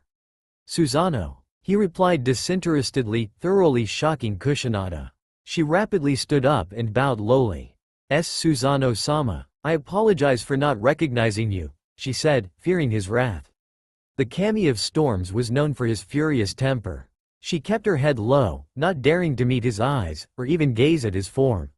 She heard nothing briefly before she heard him move. She felt a hand slowly run through her raven black hair before moving down to rest at her chin. He lifted her head back up, her body coming with it, forcing her to meet his dark eyes. On his face was a benevolent smile. "You have no reason to fear me, young ninja. I do not strike down mortals without reason," he said, slightly calming her. He studied her face. Without the fear in her eyes, she was quite beautiful. Her raven hair framed her heart-shaped face perfectly. Her vibrant green eyes shone with a hint of amazement at coming face to face with a kami. Her ivory skin seemed to glow. If he didn't know otherwise, he would think her to be a megami. "What is a beautiful young ninja such as yourself doing in this forest? Are you not aware of the Ayakashi in this forest?" "My lord, the Ayakashi fled the forest when the Yamata no Orochi appeared here. There are no beings left in this forest," she explained, her heart sinking as the memories of her sisters resurfaced at the mention of the demonic serpent. Susanoo studied her features briefly before nodding to himself. "You have suffered at the hands of this Orochi, have you not?" At her hesitant nod, he asked, "I presume you lost a loved one?" "I lost my sisters. In the past 7 years, it has devoured one of them each year, always on the same day. Today it will arrive for me," she answered glumly. Susanoo looked to the sky with a frown. "More and more I question your wisdom, Izanagi-sama," he said. He looked back at the girl. "The Yamata no Orochi is a fearsome creature indeed. Tell me, do you fear death?" he asked, leaning closer to the girl. "I am but a simple ninja, my lord. Whether I fear it or not, it will eventually claim me. I do not want to meet the end of my days at the hand of the great serpent," she responded. Susanoo smiled. "A wise answer. Naive, but wise," he responded. "You are the last child of your parents, yes?" At her nod, he continued, "It is never a good thing for a parent to bury their child. I cannot resurrect the dead, but I can prevent their loss of you," he said, making her eyes widen. "Why you will fight the serpent?" she asked. "Forgive me, my lord, but what reason would cause you to fight for the sake of a mere mortal such as myself?" Susanoo smiled, lightly caressing her cheek, making her blush. "Beauty such as yours should not be squandered as a sacrifice to a creature," he responded lowly. Her blush deepened at his tone. He chuckled at her flustered appearance. "Can you take me to your home?" he asked. Kusanada stood up immediately and nodded. "Hi, Susanoo-sama." Kusanada led the kami to her home, where she was met by her parents, who were absolutely shocked at seeing Susanoo. He quickly filled them in on why he was there. "Is there anything we can do to repay you, my lord?" her father asked. Susanoo adopted a thinking posture briefly before snapping his fingers and pulling the sake bottle off of his obi. He tossed it to the man. "Fill that up for me," he said. The man nodded and rushed off, saying something about his best stock. Surely there is more we can do for you, my lord." "With all due respect, do you honestly expect us to believe that you would slay the great serpent for a single bottle of sake?" her mother asked. "I'm not doing it for the sake. I honestly don't know myself why I'm doing this," he said. Kusanada's father sped back into the room and handed Susanoo the bottle. "I have filled it with the best liquor in my possession, my lord," he said. Susanoo nodded to the man, reattaching the bottle to his obi. He then headed to the door. "Whatever you do, do not leave the proximity of this shrine. Its aura will keep you safe," he ordered as rain clouds began to blanket the skies. The roar of Orochi was heard in the distance. "This is where the fun begins," he said, a grin forming on his face as he drew his blade. The sword seemed to gleam in delight as rain cascaded down its blade. Lightning streaked across the sky as the Yamata no Orochi slithered over the mountainside. It looked over at Kusanada, who was peering out from behind Susanoo, and roared. Susanoo's grip on his blade tightened. Thunderclaps roared out, overpowering the serpent's great roar. Susanoo stepped forward, but felt a hand gripping his robe. He turned to see Kusanada, a worried look on her face. Are you sure you'll be alright, my lord? Not to disrespect your stray MMPH. She was cut off as Susanoo pulled her into a soul-searing kiss. After a brief moment of shock, she began to return his affections, much to the shock of her parents, whose jaws had hit the floor at the kiss. Susanoo pulled away slightly, placing his forehead against hers. Have faith in me, my dear. So long as you believe in me, I cannot lose, he said, his breath hitting her lips. She laid a faint peck on his lips before stepping back. I will, Susanoo-sama. He stepped away from the shrine and turned to face the beast. Hello, Orochi. Your slayer has arrived, he shouted, jumping into the air, soaring towards the beast.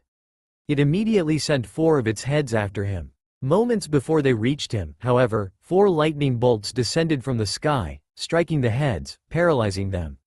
Susanoo immediately severed 2 of the heads, causing Orochi to shriek out in pain. Not missing a beat, he sped forward, intent on severing the other 2, only to have 3 more heads snap at him. He deftly dodged the first 2 and stabbed his blade through the bottom of the mouth of the third. Twisting the blade, he sped towards the rest of its body, dragging his sword along the length of the head.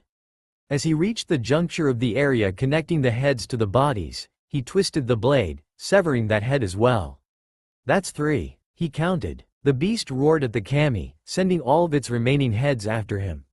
He smirked. He hefted his sword over his head, firmly gripping it with both hands. An enormous thunderclap sounded, its booming noise serving to actually disorient the great serpent. An enormous bolt of energy shot from the sword, flying into the clouds above them. The clouds suddenly began to fuse into one enormous cloud flying over them. I doubt fried snake will taste good, but oh well, Susanoo said before tossing his sword into the air. A lightning bolt erupted from the cloud, lighting up the night sky across Japan. It shot straight at the blade, being absorbed by the metal. Susanoo jumped up after it, gripping the handle once more. All of the electricity funneled into the blade, shining like the sun. Susanoo paused briefly, gazing down at Kusanada. She was looking up at him with complete faith painted on her face. He smiled at her before dive-bombing the blinded serpent. He stabbed the blade into the body of the great serpent with a booming roar. The lightning bolt absorbed into the blade was released within the serpent. What resulted was a rather gruesome sight. The serpent's scales were completely charred. What remained of them, anyway? The heat was so immense, the eyes of each head had completely melted, leaving empty sockets. Most of its scales were burned off, leaving bare muscle. Any blood that would have shown had completely evaporated, leaving it to already appear partially decomposed. Susanoo pulled his blade free of the corpse. He gazed upon the remains of the creature, a look of disappointment on his face. He suddenly heard a cracking sound behind him. He turned to see the charred scales of one of the tails cracking. He moved closer to the tail, leaning down to examine it. It suddenly split open, one of the scales hitting him in the face. He looked at the tail and immediately saw an object within it. He attempted to retrieve it, only to find that the electric charge had fused it with the corpse. He stabbed his blade into the tail, cutting the object free. He reached in to retrieve it, this time succeeding in pulling it out. A sword, he said in curiosity. The blade was quite elegant looking, glimmering in the rain. The guard was rectangular, with 2 smaller rectangles next to the blade inside the guard. The handle was white, with gold beneath the wrapping. He sheathed his own blade and hefted the new blade onto his shoulder. He looked up at the sky briefly before beginning to make his way back to the shrine, the weather instantly clearing up as he did so. As soon as he landed, Kusanada immediately ran up to him and tightly embraced the kami. Why you did it, she said joyously. Susanoo smirked. Was there ever a doubt that I would? He said. She smiled at him in response. He looked over at the shrine and saw her parents hesitantly moving closer to them. Thank you so much, my lord. We are forever in your debt. Her father said, bowing to the kami. There must be some way we can repay you, my lord. We simply cannot allow you to have no payment for this great feat. Her mother said, I have a suggestion. They heard a booming voice say. Kusanada and her parents looked around for its owner, but Susanoo simply turned his head to the right, meeting eyes with said owner. Izanagi-sama, he said, garnering the human's attention. They were stunned by the kami patriarch's appearance. He appeared to be a middle-aged man, with shoulder-length black hair and midnight black eyes. He sported a shaggy beard and mustache, both also black. He was wearing a rust-orange regal kimono with wave patterns on it. In his right hand was a long naginata. "I thought Amaterasu kicked me out," Susanoo stated. Izanagi nodded. "She did. However, Tsukuyomi has calmed her down somewhat. I believe if you have a peace offering, she will forgive you." "I have this," Susanoo replied, holding up the sword, a disinterested look on his face. "It seems to be a fine blade indeed," Izanagi stated, looking at the sword with an appraising eye. "Yes, this may have power to rival the Totsuka blade you carry." "Does it have a name?" he asked. Susanoo briefly adopted a thinking expression. "How about the Kusanagi no Tsurugi?" he offered. Izanagi nodded. "Now, you said you had a solution to this payment problem?" "Indeed, and it would solve more than one problem at once." "Take the girl," he stated. Kusanagi blushed, her parents were shocked beyond belief, and Susanoo was currently looking at Izanagi as if he had just grown a second head. "Are you insane?" he asked. "It would solve a great many problems, my son. This girl obviously has affections for you, as you do for her. What greater honor is there for her parents than to have their daughter marry a kami? You're saying I should take her as my wife as my payment for killing the damned serpent? Have you lost your mind?" Susanoo shouted. "Is the idea that repulsive to you?" "Well, no, but you have feelings for this ninja, yes?" "I do, but then what is the problem? I'm not kidnapping my bride." "Then ask for her hand," Izanagi stated. Susanoo stared at him, not expecting that response. He looked back at Kusanagi, who was blushing brightly. He briefly turned back to Izanagi, muttering, "I hate you," over and over. Izanagi smirked before vanishing in a column of light. Susanoo approached the stunned family with a neutral look on his face. "Look, I know that you both love your daughter very much, which is why I won't accept her as payment for killing the serpent," he began. Kusanagi actually seemed sad. "However, if she wants to come with me back to my home, I will not refuse her." Kusanagi looked up at Susanoo, who was smiling now. "It's your decision, Kusanagi-chan," he said. Kusanagi looked back at her parents, who were smiling. "Go, Masumi," her mother said. "A mother knows. Your heart is with him now," she urged. Kusanagi hugged her as her father approached Susanoo. "Take good care of her, my lord." "I will, Ashinazuki. I have a gift for you," he said, placing his hand on her father's shoulder. He felt a surge of power enter him before dissipating. Susanoo walked over to her mother and did it once more. "What did you do?" Kusanagi asked. Susanoo smiled. "I have bestowed upon them the honor of becoming my earth deities," he responded. Seeing her amazed look, he smiled. "You will not age when you are with me, but your parents would wither and die. I knew this would sadden you, so I have rendered that impossible. They cannot ascend to my realm, but they will be immortal as my subjects." Kusanagi hugged him tightly. "Thank you, Susanoo-sama," she said, her voice slightly muffled from his chest. He chuckled, patting her head lightly to get her to look up. "You're my equal now, Haim. You don't need to be so respectful." "Hi, Susanoo-kun," she responded, a radiant smile on her face. Susanoo turned to her parents. "Ashinazuki, your duties are simple.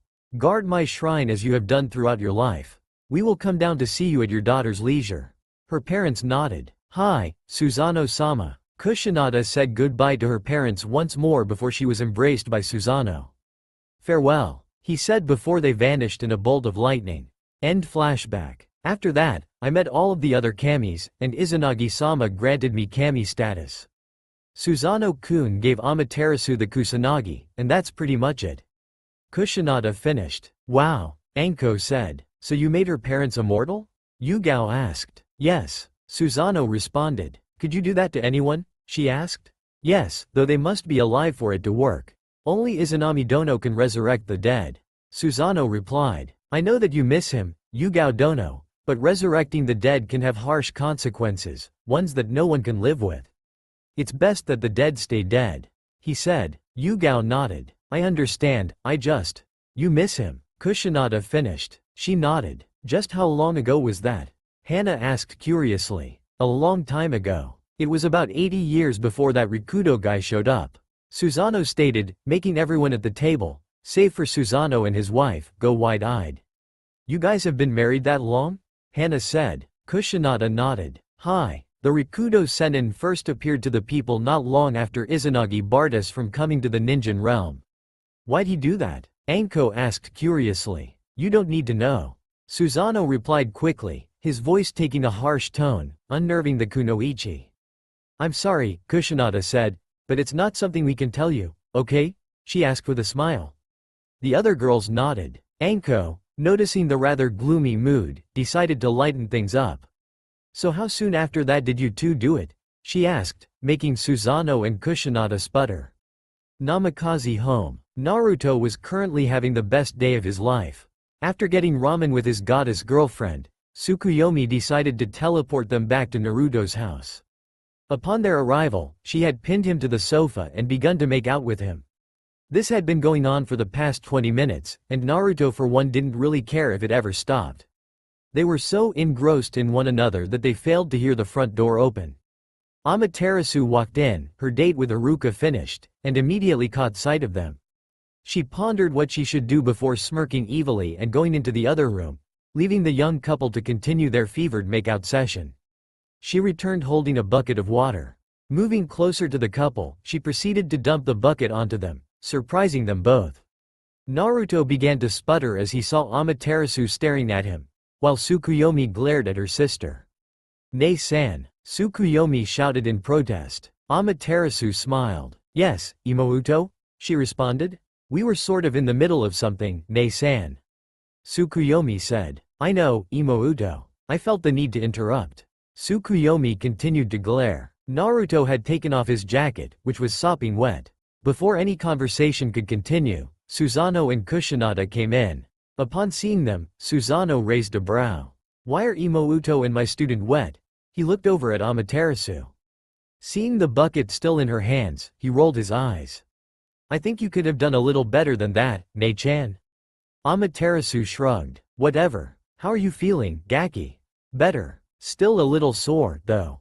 Naruto responded. "Good. You've got the rest of today off, but training resumes tomorrow. Look forward to it," he said before going upstairs with Kusanada. Naruto sighed. Susanoo had been teaching him since he got back from finding Tsunade. Naruto had yet to learn a single thing. All Susanoo had done is make him do various exercises that would increase his muscles. Naruto failed to see the point. He should be learning new jutsu, not lifting weights. Tsukuyomi seemed to understand his frustration, but she didn't talk to Susanoo about it. He wondered when he would actually learn something from the warrior god. "Naruto-kun?" Tsukuyomi said, breaking the blonde from his thoughts. He saw that he and Tsukuyomi were the only ones remaining in the room. "Are you alright? Tsukuyomi-chan, is Susanoo-sensei a good teacher?" he asked. "He can be a bit rough, but there's always a reason for his methods." Tsukuyomi explained. "Then why hasn't he taught me anything?" he asked. "The entire time he's been training me, all I've done is make my muscles stronger. When am I gonna learn something that can actually help in a fight?" "Naruto-kun, you need to have faith in Nei-san. I've known him my entire life, and he's never taken an apprentice that didn't turn out extraordinary." She responded. "I don't think he'd want me to tell you this, but I think it's important. Naruto-kun, the last person who was trained by Susanoo was the Rikudo Sennin himself." Naruto gaped at the diminutive goddess. "The first shinobi learned from your brother. As you are now. Nei-san always said that to have true power, you first need to be strong enough to not need it. I think Nei-san is making you do all these muscle exercises to make you strong enough to handle whatever it is he's going to teach you. Have faith in him, Naruto-kun, as I have faith in you." She finished, kissing him on the cheek. Naruto smiled, embracing the diminutive goddess. She was right. He just had to be patient. Naruto glared at his outstretched palm. "Damn it, why isn't it working?" he shouted in anger. Susanoo raised a brow at his apprentice. Naruto had spent the past hour practicing a new technique he called the Rasengan. Susanoo knew he had heard of it somewhere, but couldn't place where he'd heard it. Seeing Naruto about to destroy his hand, he decided to intervene. "Naruto, maybe I could help if you would just tell me what you're doing."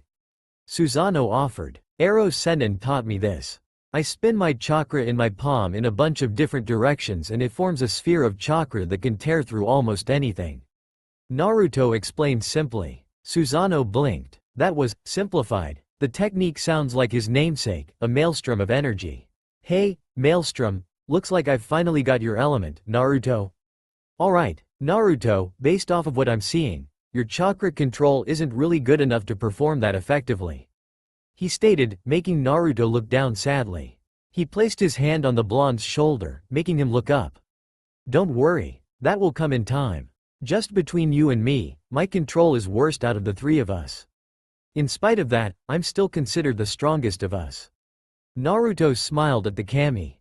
Ask Imouto for help on control. She's better at it than me by a long shot.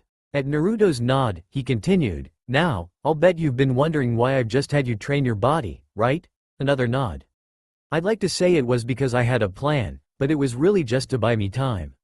What? Naruto shouted. Time for what? I needed time to figure you out. Our Kami abilities are very different from your chakra. The only way for you to be able to use anything I teach you is for you to become a Kami. Why you're gonna make me a Kami? Naruto asked in disbelief. If you're intent on being with Imouto, you'll have to become one eventually. You won't be changing anytime soon, though. However, I can teach you to harness powers like mine with your chakra. Granted, they won't possess half the power mine do, but they'll still be formidable for any human foe you may have. Tell me, Naruto, how would you like to become the Kami of Wind? Sasuke groaned angrily as he was forced to lay in his bed. Ever since he saw his brother, he had been restless. They were wasting his time with medicine when he needed to be training. As he was now, he couldn't hope to surpass his brother. Sakura, who had been sitting next to his bed, mistook his groan of anger for one of pain. Sasuke-kun, are you alright? She asked worriedly. Sasuke turned to her, an angered look clear on his face. Why am I here, Sakura? He asked, his voice a growl. Tsunade-sama said you needed your rest. You were really hurt from the attack your brother used on you. At the mention of his brother, Sasuke couldn't help but snarl at the girl, making her jump slightly. Find a way to get me released. Do it now, he ordered. Sakura jumped out of her seat and fled the room. Sasuke heard a tap outside his window. He moved outside to see four shinobi, obviously not from Konoha, standing just outside. Hello, Sasuke-kun. The one in the middle left, a gray-haired boy with what appeared to be another head growing out of the back of his neck, greeted. Who are you and what do you want? Sasuke asked impatiently. We've got an offer for you. Naruto huffed as he went through the katas that Susanoo had shown him. According to him, by manipulating his chakra in tandem with the forms, he would be able to perform jutsu by moving, instead of with hand signs. The advantages were obvious, but Naruto couldn't figure out how to do it. Focusing chakra to your limbs was easy enough, but to change the shape and nature of the chakra without hand signs was beyond all but the greatest shinobi. Susanoo frowned. He wasn't progressing like he'd hoped. The hardest phase of this training was usually memorizing the forms. Naruto had gotten the forms easily. It was the manipulation that was evading him. Naruto, he called out, stopping his student, how are you trying to manipulate your chakra? I'm doing it the way we normally do a jutsu, Susanoo-sensei. Why? Susanoo slapped his head. That explained it. That's not how it's done, Naruto. You're not trying to create something from your own energy. You're trying to control what's already there. You will never need to create wind, Naruto, as it's all around you. Without air, you would die. Elements like fire or lightning do occasionally need to be created, but air is always around. You simply make it move. Don't internalize the process. Let your chakra flow out of you and merge it with the air. Don't go through the forms the first time you try this. It might make it easier. Tsukuyomi explained. Naruto nodded, closing his eyes and focusing his chakra outward. As it spread around him, Naruto suddenly felt his senses expand. He could smell Ichiraku's halfway across town. He could feel Tsukuyomi's silky hair blowing around her. It was like he had become one with the air itself. It was exhilarating. Tsukuyomi smiled. Naruto's affinity for wind was astonishing.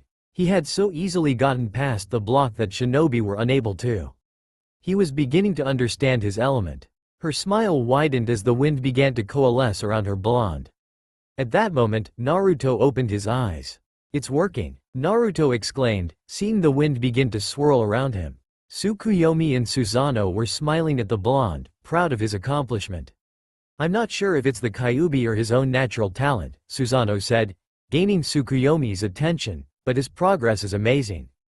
Give him a few years, and he might become the strongest human since my last apprentice. Are you sure about that, Oto-Uto? Amaterasu's voice said behind them. They turned to see their elder sibling walk up to them. Impressive. Naruto is progressing well under you, Oto-Uto. She commented. Susanoo smirked. I know. The Gaki's got real potential. Susanoo stated. Tsukuyomi smiled at Naruto, who was looking over to them. That he does. Amaterasu replied, giving Tsukuyomi a gentle nudge towards Naruto. Tsukuyomi took the hint and headed over to her boyfriend. How's the search gone? Susanoo asked. Amaterasu sighed. Not much luck. There is no notice of either the Yata no Kagami or the Totsuka no Tsurugi. The most I've been able to gather is that they are both in the elemental nations. No mention of who has them or for how long they've been here. Damn it, Susanoo growled, slamming his hand against the house. Whoever has them has sealed their power. Until they use the treasure's powers, we can't locate them. What about that thing Imouto told you about? The Uchiha possessing kami power? She clarified. At his nod, she answered, not much. There seems to be a great deal of missing history for Konoha, and I cannot find it. I've asked Iruka-kun, but he can't recall anything relevant. Susanoo sighed, running his hand through his hair. Fuck. Well, we've tried your method, Nei-chan. I think it's time we tried mine. Shaking people down? She questioned. He nodded. It would at least let whoever stole them know we're after them. It might spook them into doing something with them that we can't fix. Amaterasu argued. Susanoo grit his teeth, turning away from his sister. I'm sick and tired of these puny ninja making fools out of us. Amaterasu placed her hand on his shoulder. Calm down, Oto-Uto, she gently said. He sighed, breathing deeply. He turned back to face her, looking calm once more. Why don't you go out next time? Imouto and I can handle Naruto's training until you get back. You're teaching him wind control, yes? At his nod, she smiled. I can handle that. Go, Oto-Uto. I'll tell Kusanada-chan where you've gone. Just don't kill anyone. Susanoo nodded before disappearing within a lightning bolt. His teleportation caught Naruto's attention, causing him to lose focus, making the wind die down. He ran over to Amaterasu, Tsukuyomi not far behind.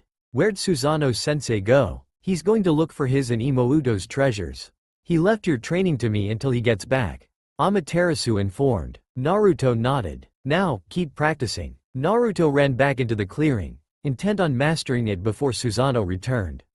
Sasuke looked around the Uchiha complex one last time. His mind drifted back to what Sakin, the boy with the extra head, told him. Flashback. I heard Orochimaru was killed. Sasuke stated. The gray-haired boy smirked. He was. We serve his second in command, Kabuto. He has taken command of Atto. Who are you for? Sasuke asked warily. I am Sakin, leader of the Sound Four. The big guy is Jirobo, the guy with 6 arms is Kidomaru, and the girl is Tayuya. Sakin introduced. What exactly could Kabuto offer me that I can't get here in Konoha? He doesn't have the years of experience Orochimaru did, which means he doesn't know nearly as many jutsu. I'd be better off learning from Kakashi. Sasuke stated. Sakin frowned. Kabuto knows many of Orochimaru-sama's kenjutsu, Sasuke-kun. You would benefit greatly from them. Sasuke scoffed and moved to go back into his room. Sakin cleared his throat, making Sasuke look back. Kabuto may have a way for you to get to your brother. Sasuke's eyes widened. If he can get me to my goal, then we may have something to talk about. Sakin smirked. Too easy. End flashback. Kabuto had better deliver, he said to himself before walking out of the Uchiha complex for the last time. Naruto let out a breath as he continued his meditation. Amaterasu had given him a different exercise than the ones that Susanoo had been training him with. Rather than trying to manipulate it in tandem with his movements, she had told him to move it with his thoughts. With Naruto's lack of progress, she had drawn that he wasn't accustomed to this sort of training, so she had instructed him to meditate. Unfortunately, he would have to cut his training short, as Shikamaru had arrived at his home with important news. What is it, Shikamaru? Naruto said, getting up from his seated position to greet his friend. Sasuke left the village, Naruto. He's deserting Konoha, Shikamaru reported. What? Naruto said, shock evident on his face. He's left to join Atto. Hokage-sama wants me to put a team together to retrieve him. I want you with me, Naruto. Naruto nodded. Of course. I wouldn't let you go without me. Naruto pulled on his shirt as he and Shikamaru headed for the gate. Before they left the yard, they were stopped by Tsukuyomi calling after them. What is it, Su-chan? Naruto asked. Amaterasu approached the blonde, a faint smile on her face. Naruto, you have shown drastic improvement in the short time we have begun teaching you our ways. As it stands, you would be a nightmare to those who once were your equals. Measure your power accordingly, or you risk doing harm to those you would spare. Naruto nodded. When you return, I shall have a gift for you. Now, go. Naruto bowed to the sun goddess and sped after Shikamaru, who was waiting for Naruto a ways ahead. Elsewhere, Susanoo sighed in disappointment as he stared down at the corpse of a giant Oni. He glared up at the one he had come to see as he wiped the Ona's blood from his blade. Did you honestly expect him to beat me, Fujin? He questioned. Unlike the human forms of Susanoo and his sisters, Fujin had the appearance of a dark-skinned Oni. He wore a leopard skin loincloth and had a large bag hung around his shoulders. He had a rather calm demeanor. Quite honestly, no, he stated. I simply wished to see if you had weakened any in the time you've spent in the ninja realm. You seem slightly stronger. Susanoo took a step forward, his glare intensifying. No need for aggression, brother. I beg to differ, brother. I traveled the ninja realm, searching for the Sanshu no Jingi. I found the Yakusani no Magatama in Raiden's possession. I returned it to Amaterasu ne-san, only to find that the Kusanagi had been taken as well. I sensed your hands had touched the Yakusani, Fujin. The wind god sat absolutely still. You know where the others are, don't you? He remained unmoving. Answer me. Susanoo roared, his eyes becoming white, electricity flowing from them. You're slipping back into your old self, my brother. Fujin warned, pointing one end of the bag at him. Susanoo growled at the wind god. Very well, yes, I know who possesses your blade. And the Yata no Kagami? Both are in his possession. Fujin added. I cannot tell you his name, you must understand, but one of your sisters knows him. The fury in Susanoo's eyes faded, the electricity going with it. Why did you take them, Fujin? Simple, my brother. Your past has angered a great many of our fellow deities.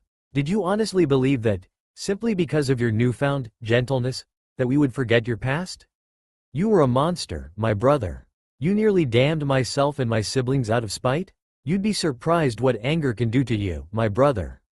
He responded. He grinned mockingly at Susanoo, or maybe you understand better than most. You're about to find out. Susanoo replied hotly, hefting his katana. Fujin jumped into the air, his bag floating just above his shoulders. Let's see if your storms can match mine. With Naruto. Naruto stood impatiently as Shikamaru checked the equipment of the team he had gathered. This team consisted of himself and Naruto, obviously, as well as Neji Hyuga, Kiba Inuzuka, and Choji Akamichi.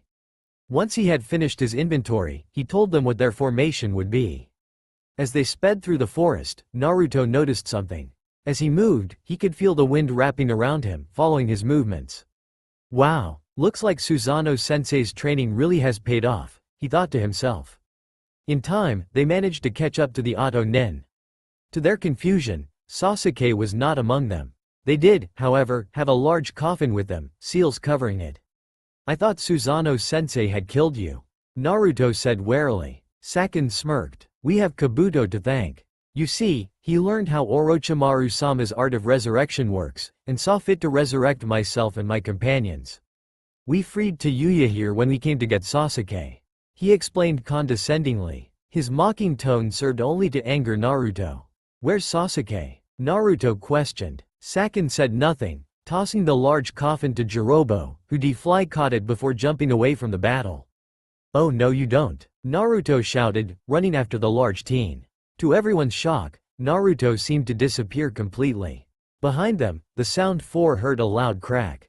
They turned to see Jirobo on his back, holding his gut in pain. Naruto was holding the coffin in his right arm, left fist extended slightly. None of you are getting away. How did he do that? Kabuto said this kid was a weakling. Sakon thought to himself. Calm down, calm down. Alright, he most likely doesn't know that Sasuke's in the coffin. He probably just grabbed it because I tossed it to Jirobo. We can still win this if we can get far enough away from Konoha. Sakin discreetly signaled his teammates his strategy. Getting affirmatives from them, they quickly enacted their plan. Kidomaru leapt forward, gaining the initiative. Ninpo Kumosakai. He fired the large web at the genin, immobilizing the team. Tayuya immediately brought her flute up to her lips and began to cast one of her musical genjutsu, directing it at the blonde in their path. Seeing him twitch slightly, she knew he was under her spell.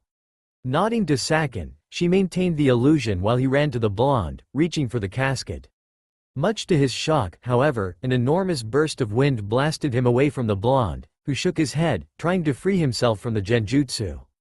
Naruto, for the first time, now understood why Susanoo and Amaterasu had trained him the way they did. Susanoo had focused on training his body to make it reflexive, while Amaterasu had trained his mind, strengthening his resistance to mental attacks. He only now noticed, now that he was walking amongst fellow mortals, just how strong he really was. He hadn't put a great deal of force into the punch, yet it instantly sent the large man to the ground. He felt the illusion take hold, but it didn't hamper him. What did they do to me? Naruto stared down at his fist in wonder. Control my power? Alright, Amaterasu-sensei, Susanoo-sensei, let's see just how much their training has paid off. Naruto leapt over the still-downed Jirobo and engaged Sakin, keeping the casket away from the gray-haired teenager. While the blonde played keep away, Kidomaru had formed curved projectiles out of his odd web-like technique. Let's see, who dies first? Neji looked around, Byakugan active, trying to find a way to break free. He immediately found a rather interesting fact about the webbing: it was made of chakra. Neji fought back the urge to smirk. That just made this a bit easier. How about you? Kidomaru threw one of the projectiles at Neji. Needing his chakra, Neji used his Jukin abilities to snap the threads around him. He narrowly dodged the projectile, wincing as it clipped his shoulder. Speeding to the rest of his friends, he snapped the threads binding them before charging the six-armed man. He was best suited to defeating this man. Naruto! Choji shouted, toss me the casket. Naruto threw it to the heavy-set boy, who deftly caught it. Whatever was inside, clearly they didn't want Konoha to get it. Now having use of both his arms, Naruto caught a punch from Sakin and leapt forward, smashing his knee against Sakin's chest. The gray-haired boy coughed, the impact doing more damage than he had anticipated. Not wasting a breath, Naruto delivered a vicious uppercut, sending him airborne. Naruto looked at his squad mates. Choji had pulled back, guarding the casket. Shikamaru was trying to capture the red-haired girl, with Kiba and Akamaru driving her back. Neji was attempting to close the distance to take down the six-armed man while continuously dodging the man's projectiles, while Naruto himself held back the gray-haired man. Naruto charged, aiming to take him down and assist Neji. In mid-leap, however, he was pile-drived into a tree. What the? He was cut off as his assailant delivered a blow to his stomach, knocking the breath out of the blonde. Looking up at his attacker, he saw that it was the burly man that he had taken the casket from. However, he was quite changed from before. His skin was a deep red. His hair was much longer than before, flowing behind him. He had what appeared to be warts appeared on his shoulders and his forehead. Not so tough now, are you? Jirobo taunted. His eye twitched briefly. It felt like something just cut him.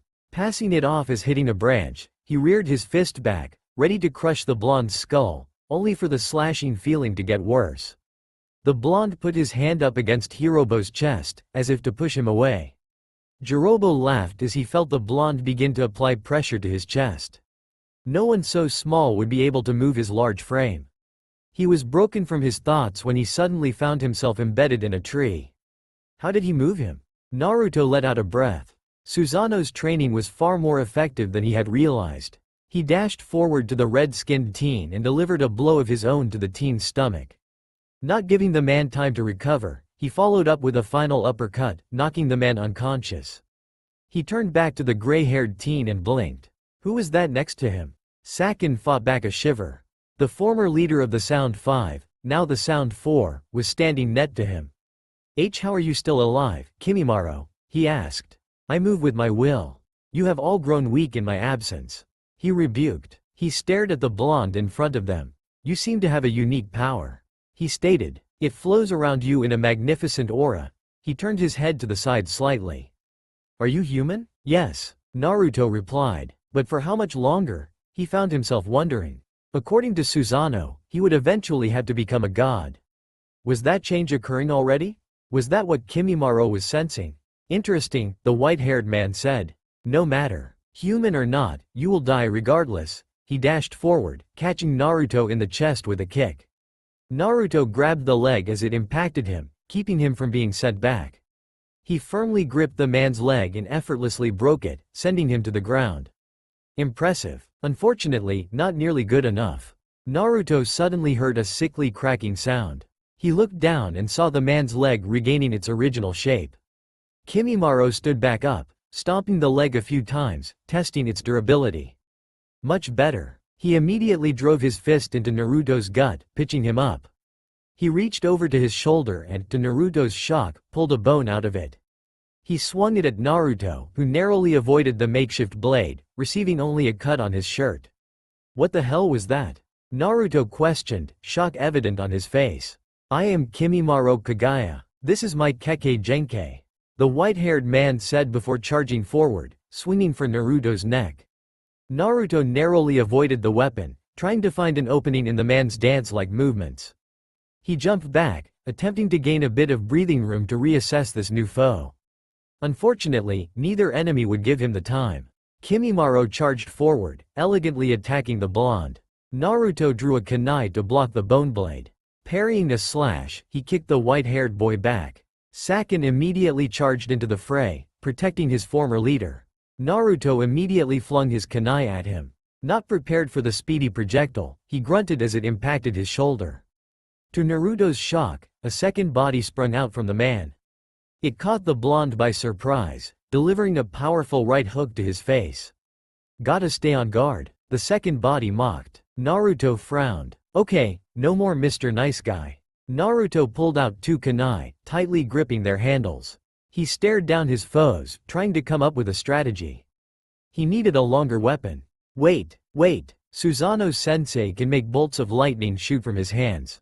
He can channel it into his katana and make his blade over 20 feet long. If he can do all that, why can't I make my kunai longer? Naruto found it hard to focus on shaping the wind around his kunai while keeping close watch of his foes. Susanoo-sensei did say that I'd have less power than I would as a kami. He could feel the wind coalesce around his hands, whispering over the blades. He glared at Kimimaro. He was the bigger threat right now, so he should remove him first. He dashed forward, clashing blades with Kimimaro. He pushed the pale man back and immediately ducked, narrowly dodging a kick to his head from Sakin. Growling, he formed a cross-shaped seal. That does it. In a puff of smoke, there were now 3 Narutos. One dove at Sakin, driving his kunai into the man's chest, while another engaged Kimimaro in a vicious duel. The remaining Naruto looked around, attempting to gain his bearings on the others. Kiba and Akamaru were beating back 2 morbid-looking creatures that seemed to be controlled by the red-haired girl. The girl herself was currently engaged in what could only be described as a mental chess battle with Shikamaru, with her creatures and Kiba and Akamaru as the pieces. As for Neji, he had finally closed the distance between himself and his foe, and was pummeling the 6-armed shinobi with the Juken. Naruto turned to see if Choji was alright. Instead, he was met with a large green object colliding into him. Naruto looked closer. It was Choji. Choji, are you alright? The large boy had a kunai stuck deeply into his stomach, the blade not even visible. Sasuke, he breathed out. Naruto blinked, looking back to Choji's former location. Just as Choji said, Sasuke was there. However, he seemed far different than he normally was. Rather than his normal arrogant smirk, his face was twisted in a sadistic grin. The shattered remains of the casket laid around him. His Sharingan was spinning wildly, boring into Naruto. Hello, Naruto. I see you've met my new allies. His voice had a dark chill in it now, adding to Naruto's building anticipation. Something was definitely wrong about Sasuke now. Beyond his darker attitude, he seemed to exude a dark aura. Unlike what he expected, though, the aura did not frighten him.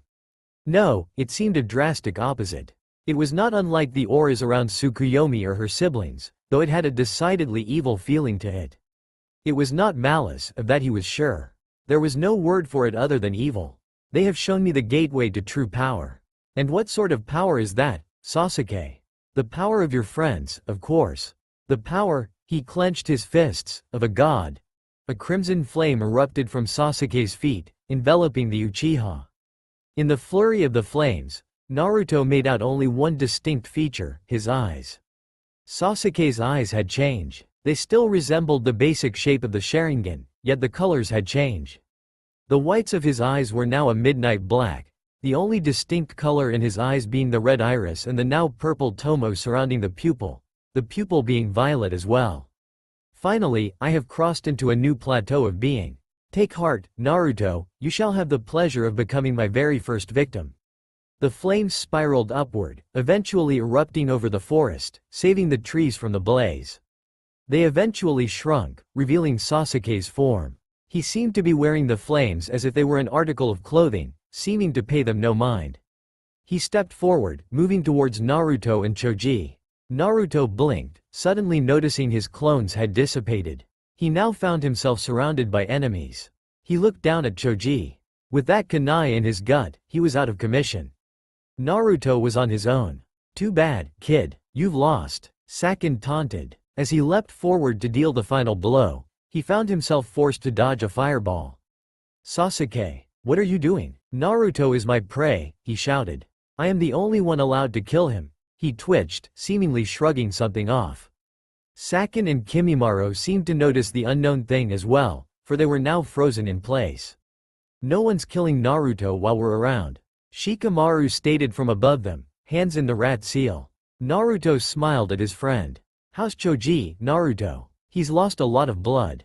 He needs help. Help has arrived, Neji said, unleashing a flurry of Jukin strikes to Sakin's body, sending him flying into a tree. Kiba dropped down over Kimimaro. Suga, he roared, delivering a crushing blow, sending the pale man through the thick branch. He landed and ran over to Choji, taking him from Naruto. I've got him. So you guys finished your fights? They nodded. Naruto looked over to their prior battle sites. Tayuya was unconscious, trapped by some of the six-armed man's web. The man himself looked dead, blood seeping from his mouth. Naruto looked back at his first foe. He had been entrapped by some of the webbing as well. He saw his teammates' eyes fixed on Sasuke, ready to combat the flame-shrouded shinobi. Guys, leave Sasuke to me.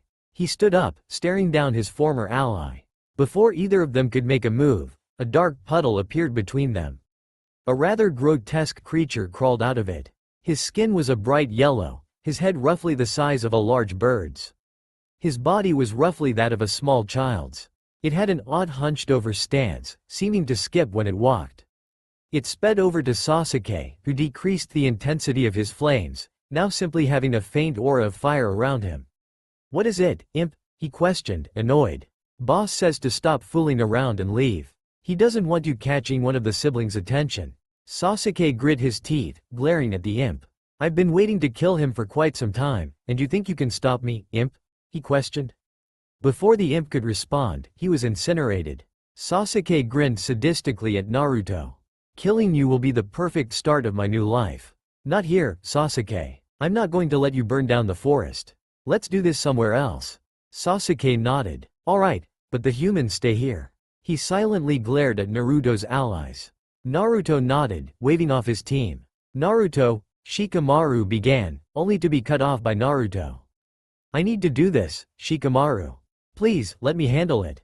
Shikamaru sighed, but nodded. I know the perfect place for us to end this. Follow me, Sasuke said, taking off at a surprising speed. Naruto bolted after the Uchiha, intent on ending their rivalry once and for all. Unknown location. A deafening roar echoed throughout the room, making the imps shake with fear. That puny ninja is attempting to defy me, a chilling sinister voice said. It seemed to ooze ill intent. Why yes, boss. He's about to duel Susanoo's second apprentice. And he thinks he can win? He asked, slight surprise sounding in his voice.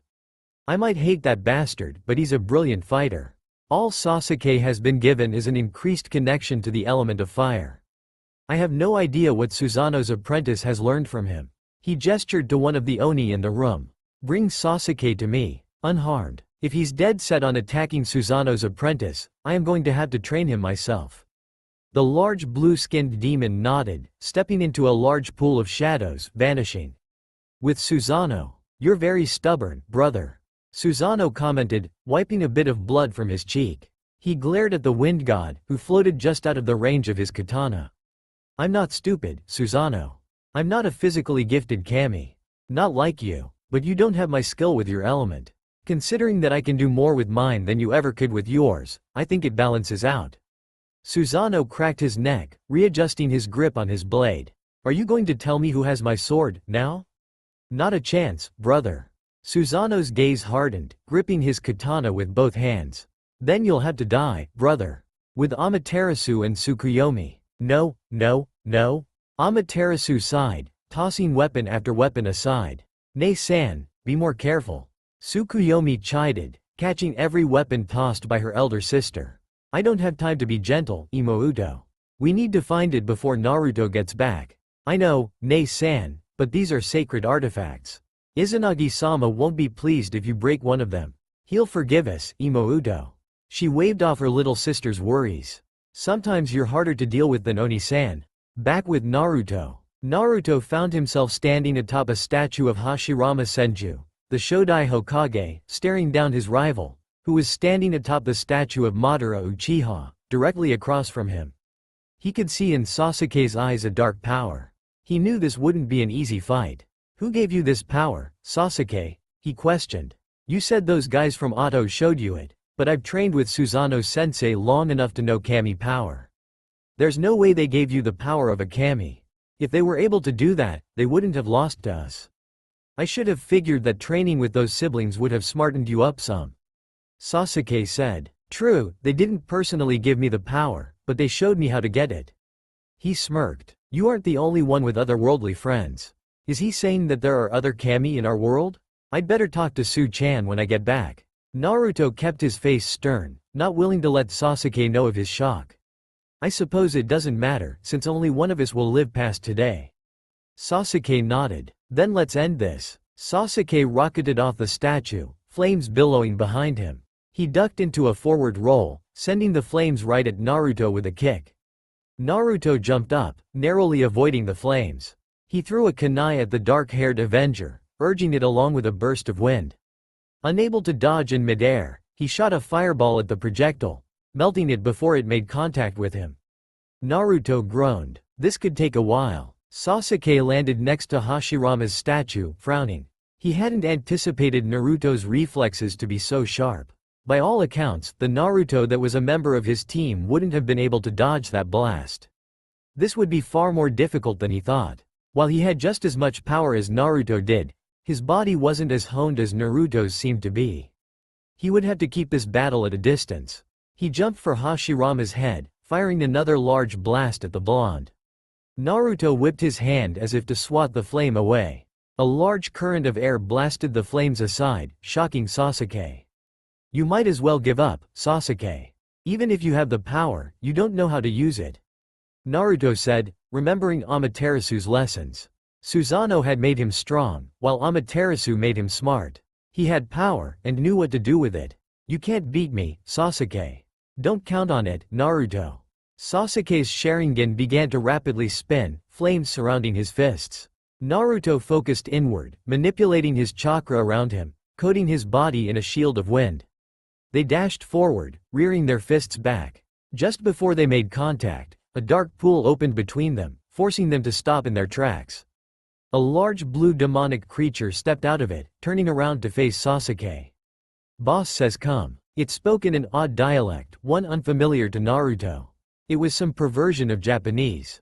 Sasuke seemed to understand him, judging from his reaction. He wants me to leave with Naruto still alive, he shouted. No, I told the imp I wasn't going to go anywhere until I killed this idiot.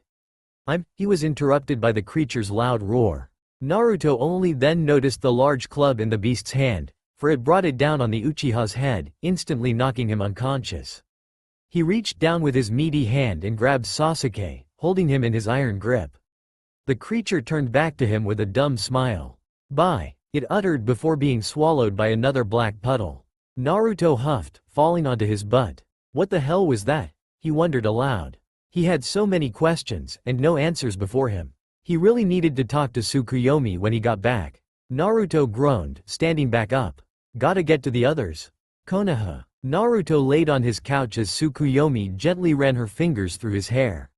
The injured members of his team had been properly treated, now safely resting in the hospital. Naruto had come home to find only Tsukuyomi waiting for him.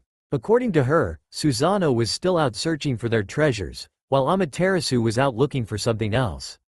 She wouldn't tell him what it was, so he had told her of his mission. "So what was that thing?" he asked. The creature that took Sasuke was called an Oni. Some kami employ them as free muscle, some as bodyguards. Some kami are Oni, she explained. And what was that thing he came from? Simple teleportation. It is personalized by the user. Nei-san uses flames, Ni-san uses lightning, and I use my own energy. Then could you tell whose teleportation it was? He asked hopefully. Tsukuyomi shook her head, making him grimace. I'm afraid not. If I was there with you when it happened, I would have been able to read the energy, but just by the form of the technique, it's impossible. Damn. Well, can you explain how he suddenly became able to manipulate fire without hand signs? According to my academy instructors, even the cages weren't able to do that. He must have received an influx of power from a kami. There's no other way. We would have sensed another kami in Konoha. Is that how I was able to combat him? He asked. He didn't have proper instruction like you did. If he did, however, you would have been killed. She explained. Naruto sat up, surprised. What makes you say that? He asked. It's simple, Naruto-kun. You use your chakra to manipulate your element. It's ill-suited to be used that way. Our power is much more suited to the task. Sasuke had more power to use than you do. Naruto, until you gain our power, the power of a kami, you won't be able to take on anyone with access to kami power. She smiled sadly at him. How do I get the power of a kami? He asked. Tsukuyomi looked away from him, standing up from the sofa. What is it, Su-chan? It's not an easy thing to do, Naruto-kun. You might not survive it. Naruto stood up, turning the diminutive goddess around to face him. Su-chan, I know Sasuke better than anyone. What he could and would do with that power, he looked away. I have to be the one to stop him. I'm the only one who can. Please, tell me. Not yet, Naruto. He turned around, seeing Amaterasu standing in the doorway. You aren't ready yet. There is indeed a high risk involved, but Otouto and I have faith that you will survive. She assured. He saw her holding a long object wrapped in cloth. What's that? He asked. Amaterasu smiled, holding it out to him. He carefully took the object, looking at it, confused. I told you when you returned I would have a gift for you. Naruto, you have grown so much in the short time we have been here. Think of this as a reward for it all. He unwrapped the object, revealing the polished black shaft of a yari. He removed the rest of the cloth, showing an elegant weapon. This is the Tonbogiri, one of the 3 great spears of old. It was used by very powerful men in the past, and until recently was kept in our realm for safety. I feel it could be put to better use with you. Take good care of it, Naruto. It is nearly as precious as our 3 treasures. Naruto nodded absently, in awe of his new weapon. Its blade was long, nearly a foot in length. It gleamed, light dancing on it. He gripped the shaft tightly. It felt right. Thank you, Amaterasu-sensei. The goddess smiled at the blonde. They were jarred from their moment by Kushinada's explosive entrance. I can't sense Susanoo-kun, she alerted. Maybe he's out of range. Naruto offered, confused. You don't understand, Naruto. Amaterasu said. I can always sense Susanoo-kun. He asked Izanagi-sama to make it that way so that I wouldn't ever be worried about him. Something must have happened to him. She frantically shouted. Amaterasu embraced her sister-in-law, gently rubbing her head and whispering soothing sounds. We have to find him, then. Naruto said. After all he's done for me, I can't let anything happen to him. Amaterasu nodded. I know my Otouto. He would never compromise his connection with Kushinada-chan. Not even if it meant his life. She had Kushinada sit down. We will look for him, and we will find him. I'm coming with you, Kushinada said. I'm not going to just sit and wait for him to come back. He taught me how to defend myself. Amaterasu smirked. I wasn't planning on leaving you here. She turned to her sister. Gather our things. I'll alert the Hokage since we're taking Naruto with us. Kushinada, try to reach for him. If you can glean any sort of lead for us to start our search, it would help. Naruto, I suggest you say goodbye to your friends. We could be gone for quite some time. She warned. Naruto nodded, attaching Tanbogiri to his back. He headed out the door, vaguely hearing Amaterasu's warning of them leaving in an hour. He found himself in front of the Ichiraku ramen shop. They were the closest thing he could call a family. He entered the shop and was surprised to see Jiraiya sitting, seemingly waiting for him. "Ero Sennin," he said, "what are you doing here? I was looking for you. I have an offer for you." Naruto frowned. "Offer? What kind of offer? I was wondering if you wanted to become my apprentice. I could train you. There's one catch, though. You'd have to leave the village for about 2 or 3 years." Jiraiya said. His hidden agenda went unnoticed by Naruto, as he had hoped. Jiraiya would prefer to keep the Akatsuki hidden from Naruto for as long as he possibly could. "I'm already leaving, Ero Sennin." "What? With who?" Jiraiya frowned. This was not good. "With Tsukuyomi-chan and the others. Something's wrong with Susanoo-sensei," he said. He turned to Tucci and Ayame, who looked worried. As they had stayed, the siblings had developed a bit of a friendship with the ramen chefs. "We're going to find him. I don't know when I'll be back, so make sure to stay open. When I get back, the first thing I'll do is come here for your ramen." "Good luck, Naruto," Tucci said. "Be careful." Ayame hugged the blonde before urging him out of the shop. Jiraiya stood up. "Damn it, I've got to see Tsunade." He bolted out of the shop, headed straight for the Hokage Tower. Hokage Tower. "So you want my permission to take Naruto?" Tsunade asked. Amaterasu had already filled her in on her purpose for this visit, and it didn't sit well with her. She felt as if Naruto leaving would alienate him from the village, if not humanity itself. "No. As I've told your predecessor, I do not require your permission. I am merely informing you that Naruto will be out of the village for quite some time. He wants to go, so we are taking him with us." "And if I say no?" Tsunade said, her eyes narrowing. Amaterasu kept an impassive face. "Naruto will still come with us. Make no mistake, Tsunade, you have no more power over Naruto than you do over us.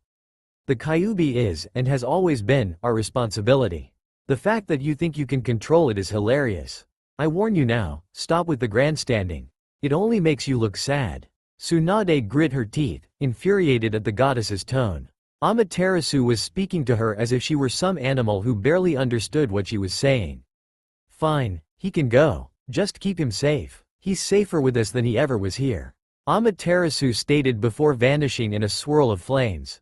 At that exact moment, Jiraiya burst through the door. "Tsunade, Naruto's leaving the village." "I know. Amaterasu was just here. What are we going to do?" he asked. "What can we do, Jiraiya? Naruto is one of them, or soon will be. Other than a select few people, he doesn't really have any reason to stay in Konoha. Which is why we can't let him leave with them. Minato wanted that boy to be the savior of the ninja world. And who says that he can't accomplish that with them? Hell, he might be better off with them. He's definitely stronger," she noted. Jiraiya sat down, sighing. This is not good. With Naruto. Naruto was heading back to his home, having already said his farewells to his friends. Since they were all still in the hospital, it took little time to move from room to room. He hadn't really bothered to look for Sakura or Kakashi. He found himself drifting further from them since Susanoo took him under his wing. He opened the door and found Kusanada worriedly pacing back and forth. Kusanada-san?" he said, gaining her attention. "You know we'll find him, right?" "Oh, I know we'll find him. I'm not worried about that. It's how we'll find him that's worrying me. What if he's hurt? I'm sure he's fine. He's too tough to get beat." She smiled sadly. "Thank you, Naruto." Amaterasu came up behind him. "Did you say your goodbyes?" He nodded. "Then you're ready to go? Are you sure you want to go with us, Naruto-kun?" Tsukuyomi asked, grasping his hand. "I mean, this is your home." He smiled at the dark-haired girl, squeezing her hand. "My home is with you, Su-chan." Amaterasu smiled at the young couple. She grabbed onto Kusanada and turned to Tsukuyomi. "Meet us at their mansion," she said before they both vanished in a flash of fire. Tsukuyomi tightened her grip on his hand. "Hang on. Goodbye, Konoha," he said. A blinding white flash illuminated the room. When it cleared, they were gone. The hunt had begun. 6 months later, Raijin burst through the doors, rushing past the frantic Oni that were ferrying medicinal items to and from the bedroom. She threw open the bedroom door and rushed to the bedside of her lover. "Hello, my dear," Fujin greeted, wincing. "Who did this to you?" she questioned, raking over his battered form.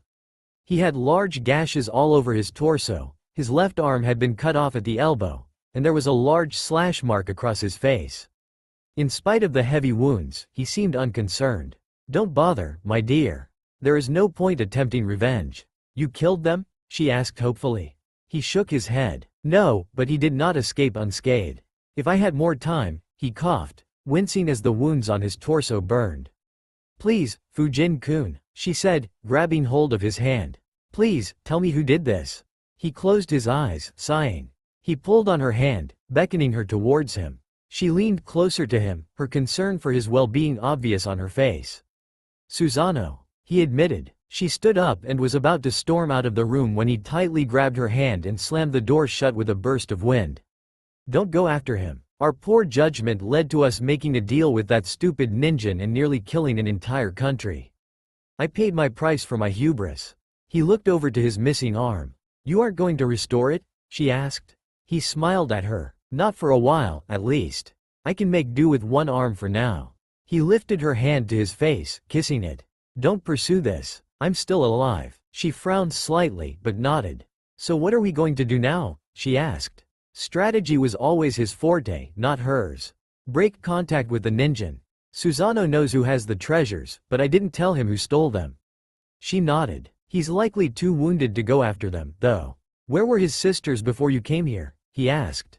"Amaterasu was going with Kusanada to Susano's realm to search for him while Tsukuyomi and her pet are checking the lesser realms." "Why? Go to Amaterasu and tell her they're in the human world. Tell her about our deal with the ninja." "But Susano already knows. If not for his own injuries, she would know already. We're supposed to be their allies, right?" She nodded reluctantly. She had never really liked Susano, and his mutilating her lover was only one more reason to hate him. If Fujin thought it was a better idea for them to be allies, though, then she would have to swallow her pride for now. Unknown location. Sasuke panted, wiping the sweat from his brow. The heat in this realm was almost unbearable, key word being almost. His sensei kept it just under a level that would incapacitate him. As a result, he quickly tired while training. According to his sensei, this was to enable him to combat Naruto. Naruto's stamina translated to kami power, according to him, would make Naruto potentially even stronger than Susano, one of the most dangerous kami in all the realms. Sasuke had never really thought of Naruto as that much of a threat, not until seeing just how close they were in power.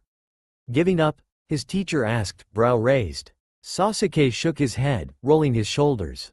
"No, I can keep going." He clenched his fists, crouching. He dashed towards his sensei with a roar. If Naruto was going to become a kami, Sasuke was going to become one as well. Whatever it took to best him. Elsewhere, Tsukuyomi sighed, rubbing her temples. It had been 6 months since she had last seen her brother, and there was still not even the smallest sign that he was alive. There were not many kami that had the power and skill to kill him, but she knew that it was quite possible. Her brother had quite a colorful past. Before Kusanada came along, he was extremely violent, bordering on psychopathic at times. He had even been thrown out of their home realm on more than one occasion. The last time, though, he had met Kusanada. She didn't know what happened while he was down there, but he had calmed considerably when she next saw him. The only explanation was Kusanada herself. He hated to show his violent side in front of her. Now, though, Kusanada was nearly frantic. She missed him terribly, and was relentless in her pursuit of any leads they found regarding his whereabouts. She smiled faintly as she saw Naruto diligently practicing with his spear. She hadn't in her faintest dreams imagined herself with a ninja, but he was better than any of the kami she had met. Most of them ignored her in favor of her sister or regarded her as a child due to her chosen form. Now, though, she got much more respect. She supposed her new form was the main reason. As Naruto had begun to mature, she realized that dating her would be an odd experience. He was a teenager, and would likely feel strange dating someone who remained at the age of 12, so she had altered her form to something a bit older. She had aged herself up to match him. She had quickly found that she enjoyed having an older form. Kami paid more attention to her, and she often found Naruto's gaze turn upon her. He seemed to enjoy her new form as well. "Any leads?" She blinked. taken from her inner musings by Naruto's voice. She looked up at him and noticed that he had discarded his shirt, leaving his torso bare. As much as she could tell that Naruto enjoyed her new form, she found herself enjoying Naruto's own maturation even more. The training had done him quite the service. His muscles were much more obvious now, though his build was still rather slender. Su-chan, eyes up. He grinned at her. Why aren't you wearing a shirt? She asked. Got sweaty. He responded with a shrug. So, any leads? She shook her head sadly. No. Nei-san and Kusanada Dono are searching his ream for clues, but they haven't found anything. He sighed. That's because he isn't there. They both turned around to see an extremely tall woman walking up to them. She had rather unusual features, having pure white skin and two long horns sloping back, matching the flow of her long brown hair. She was the perfect example of the word Amazon. She was also wearing very little clothing, Naruto noted. Hello, Tsukuyomi-chan. Raijin Dono. Tsukuyomi greeted warily. While she was on fairly good terms with most of the other kami, Raijin and her lover, Fujin, had quite a past with Susanoo. He had tormented them both quite often before he met Kusanada. How do you know Oni-san isn't there? Because that's nowhere close to the trajectory he was sent flying after his fight with Fujin-kun. Tsukuyomi bolted up, glaring warningly at Raijin. Calm yourself, Tsukuyomi-chan. I'm not here to fight. Then why are you here? Naruto questioned, grabbing Tanbogiri's shaft. Fujin-kun is badly wounded. His fight with Susanoo nearly killed him. So? Naruto responded. Why should he care about the person who hurt his sensei? So, Susanoo isn't much better. He's likely not dead, but I doubt he'll be able to access his powers for a while. Raijin's tone took a slightly harsher turn, not happy that she was interrupted by a human. How would being hurt affect his powers?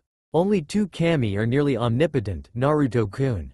Tsukuyomi interjected. Izanagi-sama and Izanami-ka-san, the first kami of our kind. Wait. There are different kinds of kami? Raijin huffed. This was taking too long. She needed to deliver her message fast before Amaterasu moved. Izanagi-sama and Izanami-sama were created by the Koto Amatsukami before the creation of the first human realm. Izanagi-sama created the elemental nations after they created the world. Izanagi-sama is the most powerful kami in our dimension. Can we move on now? She asked impatiently. Tsukuyomi nodded. Good. Fujin-kun says he might know where Susanoo was sent flying to, and it's not good. Where is he? She asked. Unfortunately, Yomi. Tsukuyomi blinked, not expecting that. I know, not good. If he had his powers. I'm still in the dark about that. Naruto noted. Raijin sighed. This is why I hate ninjin. She rubbed her temples irritably. I'm sure Tsukuyomi has told you that we use a special type of power, right? Naruto nodded. Well, we generate it continuously. That's why we seem so powerful to humans. We don't run out of power. Against other kami, though, we can temporarily exhaust our stores. If you never run out, how can you run out? That doesn't make any sense. You expend more energy when fighting a stronger opponent. Only a kami can equal a kami. We can, with significant effort, actually kill one another. It's just not easy. If we completely exhaust ourselves, we're basically as weak as a ninjin. We don't regenerate, we can't use our powers, and we lose our physical abilities. That's the state Susanoo is most likely in right now, and if he's in Yomi, that's a bad thing. Well, Yomi's the land of the dead, right? What's so dangerous there? Naruto asked. Every single dead soul that wasn't reincarnated. Raijin replied. So, the truly evil ninjin, all the vanquished Yukai, and the few dead kami. And they'll be gunning for him. Why? Naruto asked. He put a lot of them in there. Naruto blinked. Susanoo's lived for thousands upon thousands of years, ninjin. He's killed more beings than almost anyone. So he's been reduced to a human in a realm full of people who want revenge on him, he summarized. Raijin nodded. Great, there isn't a choice. We need to go into Yomi. Tsukuyomi declared. She wasn't going to let her brother be torn to pieces there. Raijin Dono, thank you for telling us this. If Fujin-kun hadn't asked me to do it, the Thunder God grumbled. Tsukuyomi smiled at the tall woman. He asked me to tell Amaterasu-sama as well. I need to go now before she leaves Susanoo's realm. I don't really feel like searching for her. Raijin began walking away from the duo. Raijin Dono. She turned around, staring impatiently at the goddess. Thank you. The thunder goddess grumbled briefly before teleporting away in a swirl of lightning bolts. When am I going to learn how to do that? Naruto asked. Tsukuyomi shook her head, smiling lightly. Put a shirt on, Naruto-kun. We're going to Yomi. Lower realms. Naruto let out a whistle as he looked at the new landscape. It was rather barren, possessing no notable characteristics.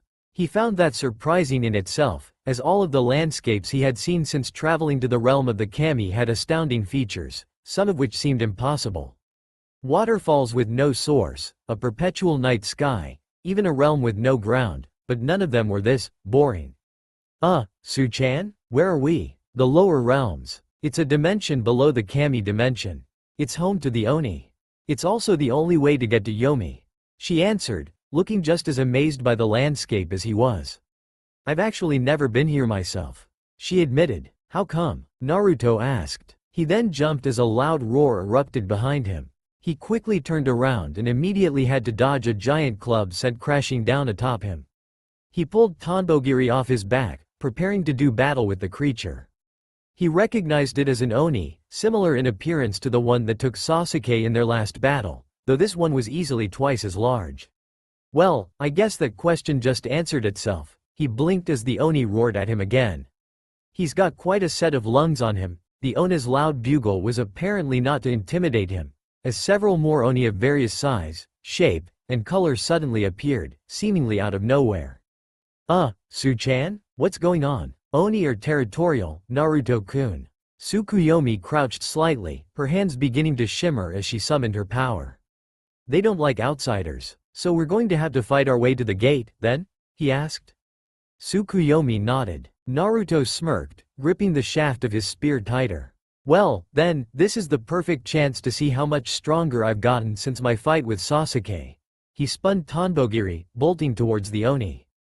Susanoo's mansion. Amaterasu rubbed her eyes tiredly. They had come to Susanoo's realm to possibly find some sort of clue as to his whereabouts. Unfortunately, none of his servants had seen him for nearly a year now. That wasn't very surprising, since Kusanada spent more time at the mansion than he did. He preferred spending time with his sisters. They had searched his entire realm and came up with nothing. Not even a hint of his energy. It was incredibly frustrating for her, and even worse for Kusanada. She had spent thousands of years with him and was not used to not knowing where he was. Amaterasu was just frustrated. Kusanada was nearly frantic. Luckily, though, they had just caught a break. Raijin had appeared and informed them that he was stuck in Yomi. Could they ever catch a break? How did he end up in Yomi? There are supposed to be safeguards to keep Kami out of there. All I know is that Fujin-kun sent him flying towards Yomi, and he disappeared when he reached it. Maybe the Oni broke down the safeguards or something. Wasn't Enma assigned to his post to prevent something like that from happening? Kusanada asked. Raijin sighed, rubbing her temples. I already said I don't know. You want answers, you'll have to get them from Susanoo. Tsukuyomi and her pet ninja went ahead. Amaterasu stood up suddenly. What? You told Tsukuyomi before me? Why? She shouted indignantly. She trusted her sister, but she didn't want her or Naruto anywhere near Yomi. It was too dangerous. I tried to get to you first. I couldn't get into Susanoo's realm. He's got safeguards keeping me out. Since I couldn't reach you, I went to Tsukuyomi. I told her and she immediately left. Then I went back to Fujin-kun and he told me how to bypass the safeguards, so here I am. She explained. Amaterasu frowned but remained composed. Alright, thank you for telling me, Raiden. Raijin nodded, seeming slightly miffed at the name Amaterasu used. I don't go by that name anymore, Amaterasu. It's Raijin now, she stated firmly. Amaterasu smiled faintly. You'll always be Raiden-chan to me. I remember when you were a newborn. Raijin let out a brief laugh before returning to her usual slightly pissed off look. You and Susanoo are the only ones who still call me Raiden. I'm Raijin now. Whatever you say, Raiden-chan. Raijin growled annoyedly. She was doing it on purpose now. Whatever. I delivered my message. Now I can go back and see how Fujin-kun is doing. She walked away from the duo. You don't call him by his real name? She questioned. Raijin stopped, turning around slowly. Fujin isn't his name, Raiden. You know that, so why do you still call him that? Because that's what we want to be called. Not all of us are comfortable using our child names like you and your siblings are. Amaterasu rolled her eyes. It's not like your names are bad, though. Those names represent our childhood. We aren't kids anymore. In spite of what you think, I'm full grown now. I'm of equal standing to you now. Raijin seems slightly angry at Amaterasu for some reason. I never said you weren't, Raiden-chan. I just see no shame in your real name. Raijin may be who you are to the others, but to me, you'll always be Raiden-chan. I can't help that. She smiled at the thunder goddess, who sighed annoyedly. Call me whatever you want, Amaterasu-sama. I don't care, she muttered before teleporting away in her usual swirl of lightning. What are we going to do, Nei-san? Kusanada asked. She already knew what she wanted to do, but she had never been to Yomi. Amaterasu had, so she would defer to her judgment. Well, Imouto is definitely headed for Yomi. Naruto's almost certainly with her. We'll meet them there. I know you can fight, so you're coming with. Kusanada nodded, grateful that her sister was letting her come with her. She knew that most of the other kami would have forced her to stay in Susanoo's realm. Let's go. Amaterasu placed her hand on Kusanada's shoulder, teleporting them both in a swirl of flame. Lower realms. Naruto jumped over the Oni, easily decapitating it with Tanbogiri.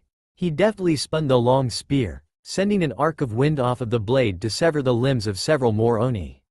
Not too far behind him, Tsukuyomi was easily blasting Oni apart with her power, none of them even being able to get close to her. He jumped back next to her, letting out a breath.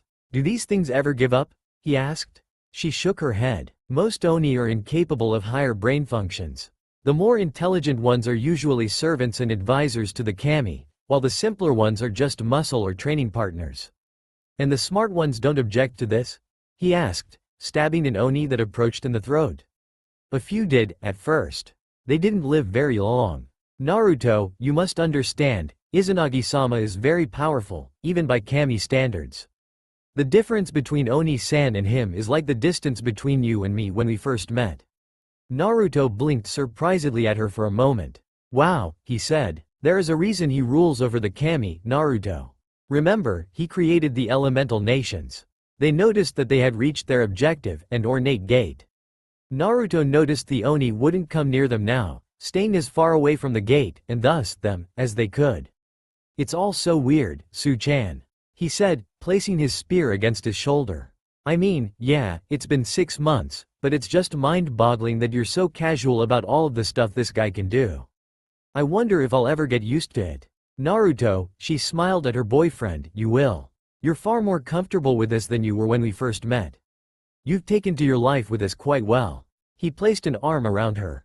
Not with us, with you. She smiled, placing a gentle peck to his jaw.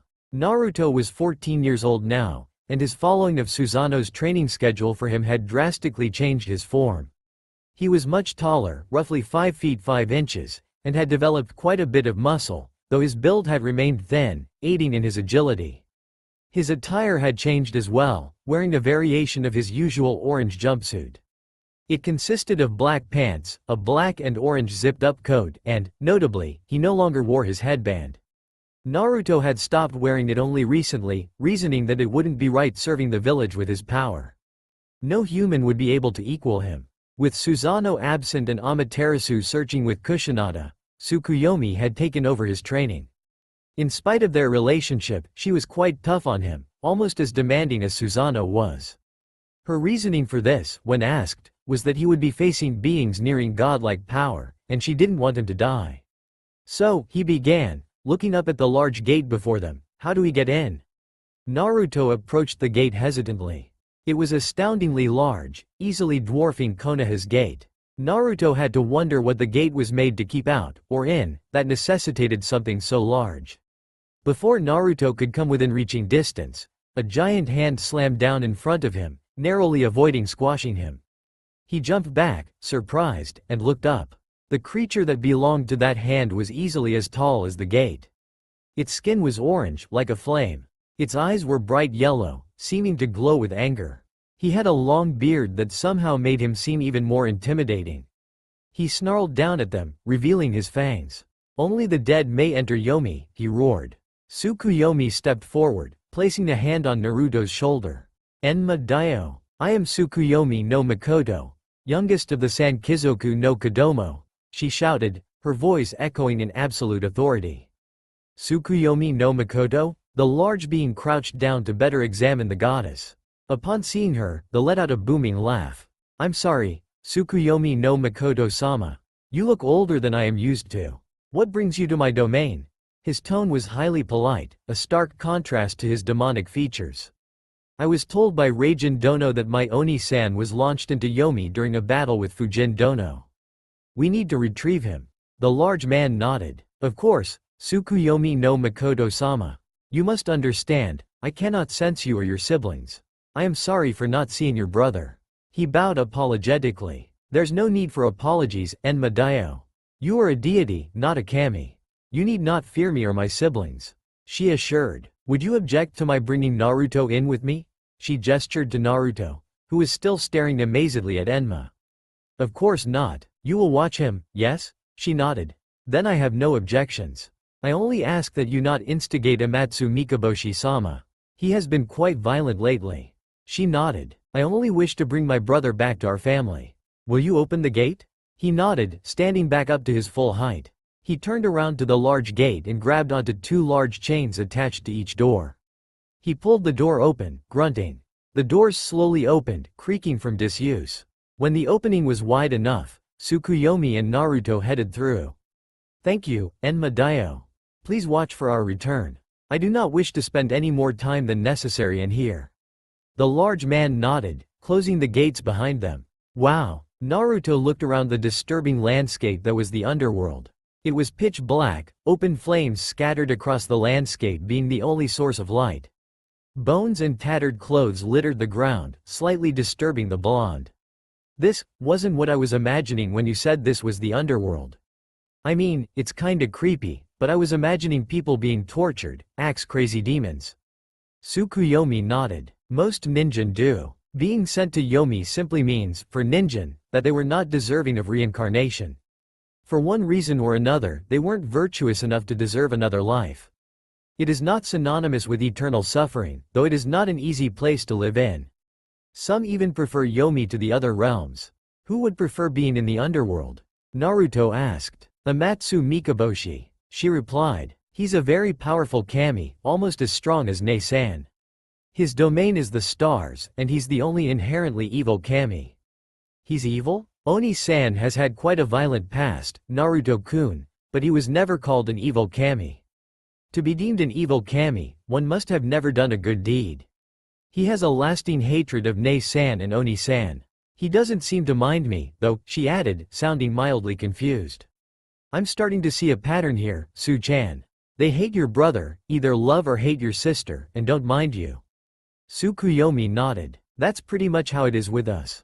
She agreed. Some hate us for our actions, others for being Izanagi-sama's favorite children. I was always seen as Amaterasu and Susanoo's little sister. Only a select few kami recognize me as Tsukuyomi. Living in the shadow of your siblings, that's gotta be rough. He guessed. He didn't have a family, so he didn't know what it was like to have that sort of problem. The closest he had was being overshadowed by Sasuke in the academy, but that didn't seem significant enough for a proper comparison. I'm used to it. It doesn't bother me that much, it's just annoying.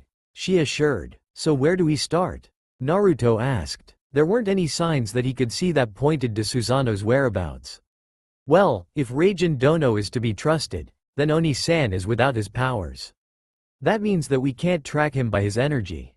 We'll have to do this the old-fashioned way. He nodded as they set out into Yomi, hoping for some sign that Susanoo was still alive. Unknown location. He gasped as they removed the blades from his gut, slumping to the floor. They had been torturing him for who knows how long now. Every day, they used a new method. Hooks, acids, blades, saws, they had used it all, only stopping when he was near death. Then he was healed up and they started anew. He was surprised he hadn't died from the shock. He attempted to raise his head, but he had lost too much blood. He tried to speak, but no words would come out. He felt his body get colder, his life beginning to fade. Just as he was about to lose consciousness, though, a hand roughly grabbed his head, a shadowy power coalescing around it. The energy shot through his body, rapidly healing him of his wounds and restoring his lost blood. He gasped as he felt life fill his body once more, taking deep breaths. Once the hand retreated, he raised his head and glared at his captor. "We can't have you dying yet, can we?" his captor asked. "I still have yet to repay you for all those years. I'm different now," he insisted. "I'm not the same person who sent you here." His captor sneered furiously at him, grabbing his throat and squeezing tightly. "You will never change. I saw it in your fight with Fujin. You hide away your true self to placate your woman. You haven't changed, you've merely created a disguise," he furiously snapped.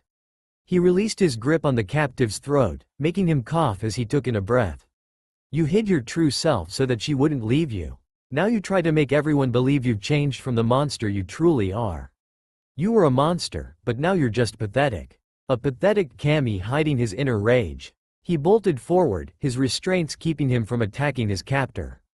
Said captor smirked. "You don't even hide it all that well. The right provocation and you revert to your old aggression.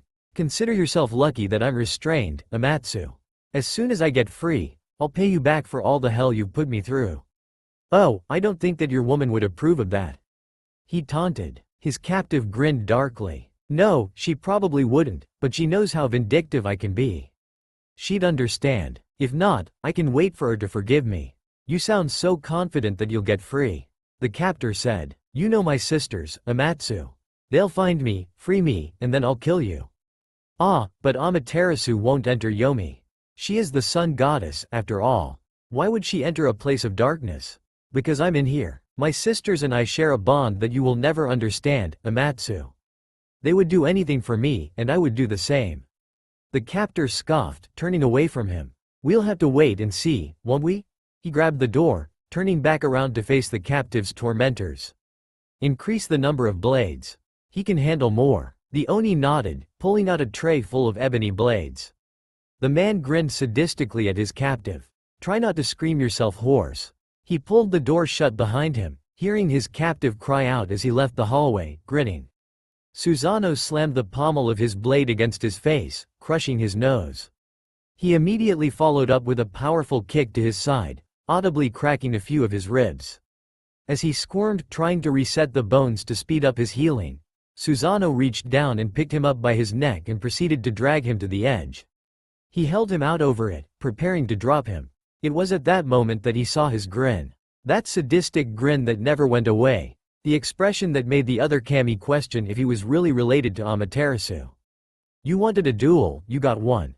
I hate you," he growled as his nose began to heal. Susanoo's grin seemed to widen. "Oh, I know you do. Here's the problem, I don't care." His tone was dripping with mockery, infuriating him. "I hate listening to you prattle on and on about how much you hate me and my siblings.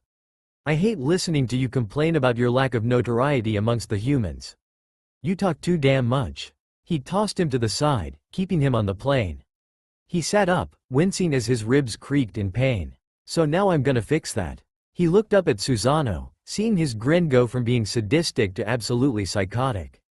He then tasted blood as Susanoo plunged Tatsuka into his throat and began carving his vocal cords out.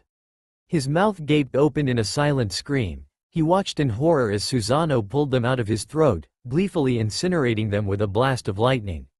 He let out a gargled sound, completely unintelligible to anyone's ears, clutching his throat. Susanoo grinned happily. "Oh, that's much better. I prefer you this way. Now, then," his eyes darkened, actually making him shiver in fright. "Let's see how many pieces I can cut you into before you pass out." He hefted his blade and crouched down next to him. He raised his blood-stained blade. He blinked tiredly, rubbing the scar on his throat. Ever since he found Susanoo in Yomi, he had dreamt repeatedly of the day he lost his ability to speak. After thousands of years, the act itself held no tormenting memories for him. What still terrified him to this day, though, was his smile as he did it. He had carved his throat open with an almost childlike glee. That smile still tormented him to this day. He stood up, waving off his Oni servants as he grabbed his cloak. It was time to check up on his favorite prisoner. Amaterasu sighed impatiently. She and Kushinada had traveled down to the lower realms to enter Yomi and, after stepping over the carnage caused by her little sister and her apprentice, met up with Enma. Unsurprisingly, he informed them that they had entered the gate. "And you're sure there's no way you can permit me to enter?" she asked. Enma didn't have a problem with Kusanada entering, but Amaterasu was not allowed in. Her powers were toxic to practically everything in there, due to it being a land of darkness and her a light kami. I am truly sorry, Amaterasu Omakami-sama, but my duty is to make certain that Yomi remains safe for its denizens. Your mere presence would kill thousands. She nodded reluctantly. She couldn't risk destroying that many souls just to save her brother. Tsukuyomi would have to do it alone. I understand, Enma Dio. Would you be opposed to my staying here until my Otuto is found? He shook his head. Of course not, Amaterasu Omakami-sama. Kusanada-sama may stay as well, if she wishes. He offered. Kusanada shook her head. Thank you, but I would rather bring my husband back. I trust Tsukuyomi-chan, but this is something I need to do myself. Susano-kun has always been there for me, and I for him. That's not going to change, no matter how long we're apart. Enma and Amaterasu smiled. Very well, Kusanada-sama. Please hurry, though. As Susano no Makoto-sama's wife, some of them will be quite eager to get their revenge on him through you. He reminded. Thank you for the warning, Enma Dio, but I still need you to open the gate. The giant deity nodded, pulling the gate open. With one last reassuring smile to Amaterasu, Kusanada headed into Yomi, intent on finding her lost love. Deep in Yomi, Naruto grimaced as he wiped the blood off of his face. Apparently, the deeper one went into Yomi, the more violent the, as Tsukuyomi called them, yokai got. They had long passed the dark, desolate wasteland, now in a place Tsukuyomi identified as the Tengu Forest. From what she told him, this area was, obviously, occupied almost solely by the spirits of evil Tengu. The Tengu were much more formidable than the Oni, being agile and strong. They weren't as durable as the Oni, though, making it somewhat easier to slay them. He turned to Tsukuyomi, who somehow was perfectly clean, not a drop of blood on her. Hey, Su-chan, he called, drawing his girlfriend's attention, you find anything? I'm not sure, she replied, looking puzzled. I'm sensing kami energy, but it's not Oni-san's. What about that Amatsu Mikaboshi guy? He's a kami, right? She nodded. Yes, but his energy is very different from ours. Evil kami always have a darker energy. This energy isn't dark, but it's not really light either. It's chaotic, and it's close. She frowned, thinking. The energy felt so familiar, but she just couldn't pin where she had sensed it before. As he watched her, he winced, feeling his stomach tighten. Dismissing the pain as nothing serious, he attempted to continue their trek, only to fall to his knees, feeling as if a fire had been set inside of him. Tsukuyomi quickly took notice of this and rushed over to him. Naruto-kun, are you okay? He winced, trying to smile to reassure the moon goddess. Why yeah, Su-chan. He grunted as the pain spiked, I'm fine. Don't worry about me. We need to find Susano-sensei. He took multiple deep breaths, the pain beginning to dissipate slightly for some reason. Alright, she seemed unconvinced, but acquiesced, helping him to his feet. We still need to search the rest of this area before we can move on. Let's go. She headed off deeper into the forest. Naruto followed after her, unknowingly holding his stomach. Unknown location. Susano growled. This was more tortuous than the physical torment by far. The monotonous drip of falling water. The relative silence of everything else around him, it was annoying. If he's really going to kill me, I wish he'd just do it already. Yeesh, even I never took this long to finish someone off. Susano-kun? He blinked. Kusanada-chan? He called. Was he hallucinating? Had the torture unhinged him? Susano-kun, I can't tell you how good it feels to hear your voice, even if it's through telepathy. He smirked. Their bond. Likewise, Kusanada-chan, where are you? He asked. I'm in Yomi, looking for you. He blinked, not expecting that. You're where? Kusanada-chan, I never wanted you anywhere near this place. It's too dangerous. I know it's dangerous, but if our roles were reversed, you would have dived headfirst into Yomi to save me. I'm going to do the same for you. He smiled in spite of his anger. Alright, we can argue later. Where are you exactly? I'm near the Sanzu River. He grinned triumphantly. He loved this woman. Good. You can get me free. Listen closely, he began to relay directions for her, telling her how to get to him and what to do once she was there. With the two of them working together, this would never fail. With Amaterasu, the sun goddess bounced her foot impatiently as the Oni gave her a cup of tea. She trusted Tsukuyomi and Kusanada, but she shared her siblings' desire to save her loved ones herself. I am truly sorry, Amaterasu Omakami-sama. I wish I could allow you inside. Enma apologized again. She waved off his apologies, sipping the tea. Its taste calmed her, made her less anxious about her siblings' return. You need not apologize, Enma Dio. I just want my siblings to return safely. He nodded. They were silent, no other subject to speak of. Enma had graciously allowed her into his private office, a rather spacious area due to his size. It was quite luxurious, as befitting the ruler of the lower realms. Trying to find something to distract her from her family's predicament, her thoughts turned to Naruto's training. Tsukuyomi had taken it over, due to them splitting up to search for Susanoo, but Tsukuyomi had kept her well informed. His skill at wind manipulation had increased dramatically, though she doubted he would be able to last even 5 seconds against a kami. That fact was precisely why she was so uneasy about Naruto and Tsukuyomi going into Yomi without her. While her younger sister was quite powerful, being one of the oldest kami, she would not be able to best the kami that currently resided in the realm. There was one in particular that she was extremely worried about. Deciding to glean some information on said kami's whereabouts, she drew Enma's attention. Enma Dio. Yes? He asked, his attention completely focused on her. Do you know the section of Yomi that Amatsu Mikaboshi resides in? Enma shifted in his chair, seeming reluctant to speak of the evil kami. Why do you ask? He responded after a moment. Enma Dio, you are well aware of how Amatsu Mikaboshi ended up in Yomi. You know the role I and my brother played in it. My Imouto is in Yomi now.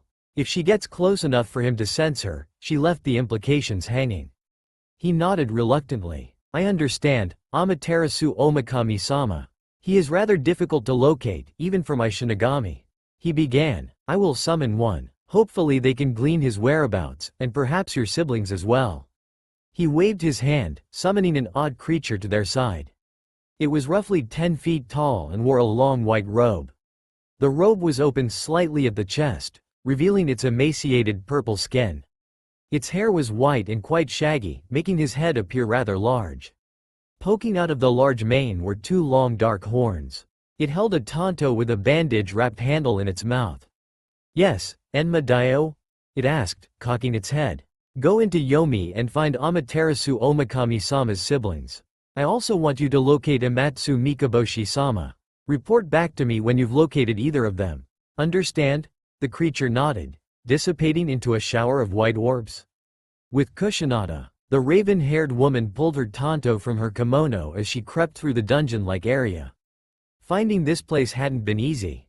Yomi's landscape was deceptively tricky to those unfamiliar with it. Fortunately for her, Susanoo had been to Yomi quite a few times, so he was quite detailed in his directions to the otherwise unseen entrance to the dungeon.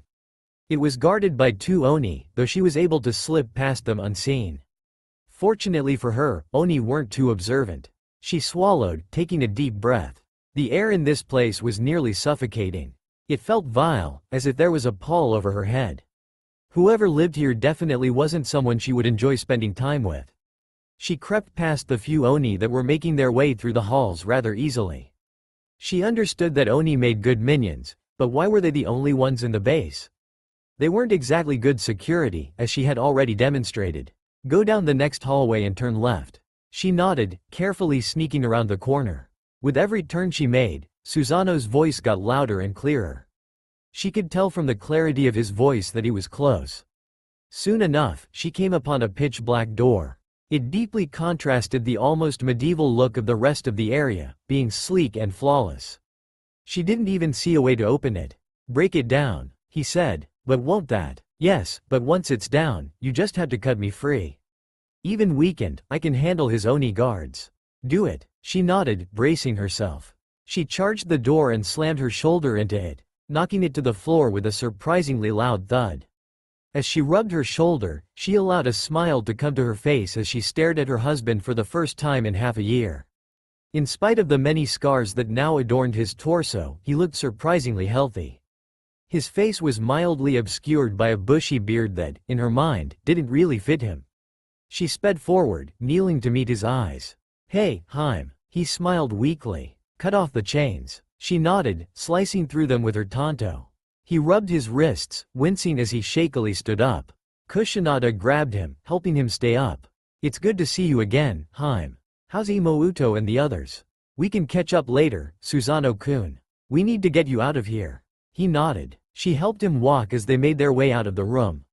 Unfortunately, their escape would not be easy, as they saw several Oni barreling down the hall towards them. Susanoo sighed, pulling free from Kusanada. I'll handle this. He immediately fell to his knees, unable to stand without support. He looked down at his legs quizzically, clearly surprised at his body's weakness.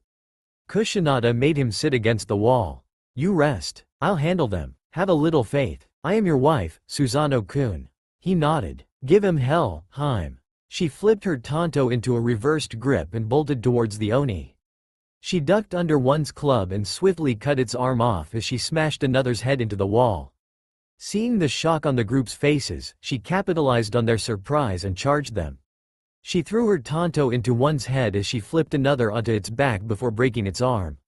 She wrenched its club out of the broken limb's hand and bashed open another's head with it. She furiously swung the large club, killing every single Oni in the hall in a disturbingly bloody display. Holy shit, Haim. Susanoo blinked, surprised at his wife's ferocity. What? The now blood-stained woman asked as she tossed aside the blood-stained club. She retrieved her tanto and headed over to him. I don't think I've seen you be so brutal. That's usually my job, he said as she helped him stand again. They took my husband, she responded simply. He smiled. She had come a long way from the shrine maiden he had met all those years ago. Let's go. Someone will have heard that. She nodded, helping him move through the halls to the exit. With Naruto and Tsukuyomi, Naruto wiped his brow, feeling a burning heat in his abdomen. The rest of his body, however, felt disturbingly cold. He had so far managed to keep Tsukuyomi unaware of his ailment, but he knew she was observant. She'd see it eventually. For now, at least, he had to keep his condition to himself, though. They needed to find Susanoo. They could worry about his ailment tomorrow. He looked ahead to Tsukuyomi. As they got deeper and deeper into Yomi, Tsukuyomi had spoken less and less. She seemed anxious about something.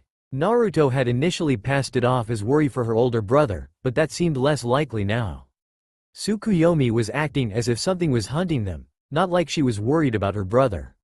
Naruto didn't feel anything, but that wasn't enough for him to dismiss it as paranoia.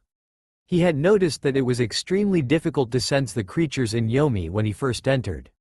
He hadn't sensed anything when the Tengu first attacked. He could barely sense the Oni outside the gate. He had guessed that it was due to their being, in Susanoo's words, in a different dimension of power compared to him. It was the same reason he couldn't sense Tsukuyomi or her siblings. He winced as the burning sensation increased. As Tsukuyomi's paranoia increased, so did his pain. Taking a deep breath, he sped up his strides, moving closer to Tsukuyomi. He had to ignore it. They had to find Susanoo. Soon enough, they came upon a dark river. It wove through the bleak landscape like a serpent, going on far past what he could see. Naruto stared into the river, wondering what sort of fish would live in such a dark river. Much to his shock, a face stared back at him. It was contorted in a look of pure, unbridled suffering, a look that Naruto had never really thought could seem so horrific. He jumped back, afraid that something else in the water might pull him in. Seeing his shock, Tsukuyomi called his attention. This is the Sanzu River. That was an evil human soul. Human souls are put into a river as punishment? He asked. Naruto didn't really see that as a suitable punishment for people like Orochimaru. They aren't the only ones in there, Naruto-kun. We keep serpents in the river. Carnivorous serpents. He gulped. Okay, that was definitely punishment. Oh, and they can't get out. Ever. Yeah, definitely a suitable punishment. As Naruto peeked into the river again, Tsukuyomi suddenly gasped in recognition. What is it, Su-chan? Naruto asked, jumping up. I can sense Oni-san, she shakily replied, shocked at the sudden appearance of her brother's life force. Really? That's great. Where is he? He asked excitedly. Now they could hopefully get out of this damn place. He's close. That's all I can get. He barely has any energy in his body, but he's alive. She responded, frowning in concentration. Without the Yata no Kagami, she had difficulty picking up her brother's life force. She shut her eyes, honing her senses to locate her brother. After several moments, she opened her eyes and began sprinting along the river, having locked onto his life force. Naruto, surprised, quickly followed after her. He found himself struggling to keep up with the small Kami, though he was managing to keep her in sight. Eventually they reached a 90-degree bend in the river, where Naruto saw two figures on the bank. Their physical features were muted by the lack of light, rendering Naruto unable to recognize them at this distance. The only thing he could definitively make out was that they were both covered in a red substance, which he guessed to be blood. Tsukuyomi reached them far sooner than he did, and she excitedly embraced them, confusing Naruto until he got closer and could make out who they were. Tsukuyomi tightly hugged her family members, happy to see them both again. Aside from Kusanada being covered in blood, they seemed relatively okay, though Susanoo was quite weak, looking to have been tortured, if the marks on his chest were any indication. "Oni-san, who did this to you?" she asked, grimacing at the numerous scars on his torso. "Who do you think?" he responded, grunting as he adjusted his hold on Kusanada. "Amatsu Mikaboshi," Kusanada growled out. Tsukuyomi frowned, her gaze returning to her brother's scars. "I wish I had my mirror. I could heal these for you." He shrugged uncaringly. "They'll heal once I get my powers back," he dismissed. He looked around the area, scanning for potential threats. "We should get out of here. Some really big yokai like to frequent this area, and we'll be hard-pressed to beat them without a decent weapon." Tsukuyomi nodded. The group began to go back up the river, moving as fast as they could without Susanoo's wounds opening. "Hey, Gaki," Susanoo called, making Naruto look back at him. "Is that Tanbogiri? How'd you get it?" he asked, pointing to the spear on Naruto's back. The blonde nodded. "Amaterasu sensei gave it to me as a reward for progressing in my training," he explained, proud of his accomplishment. Susanoo nodded, a proud smile on his face. His student was in possession of a sacred object, and seemed to be putting it to good use. He earned it. He could tell that the blonde had come a long way since the last time he had seen him.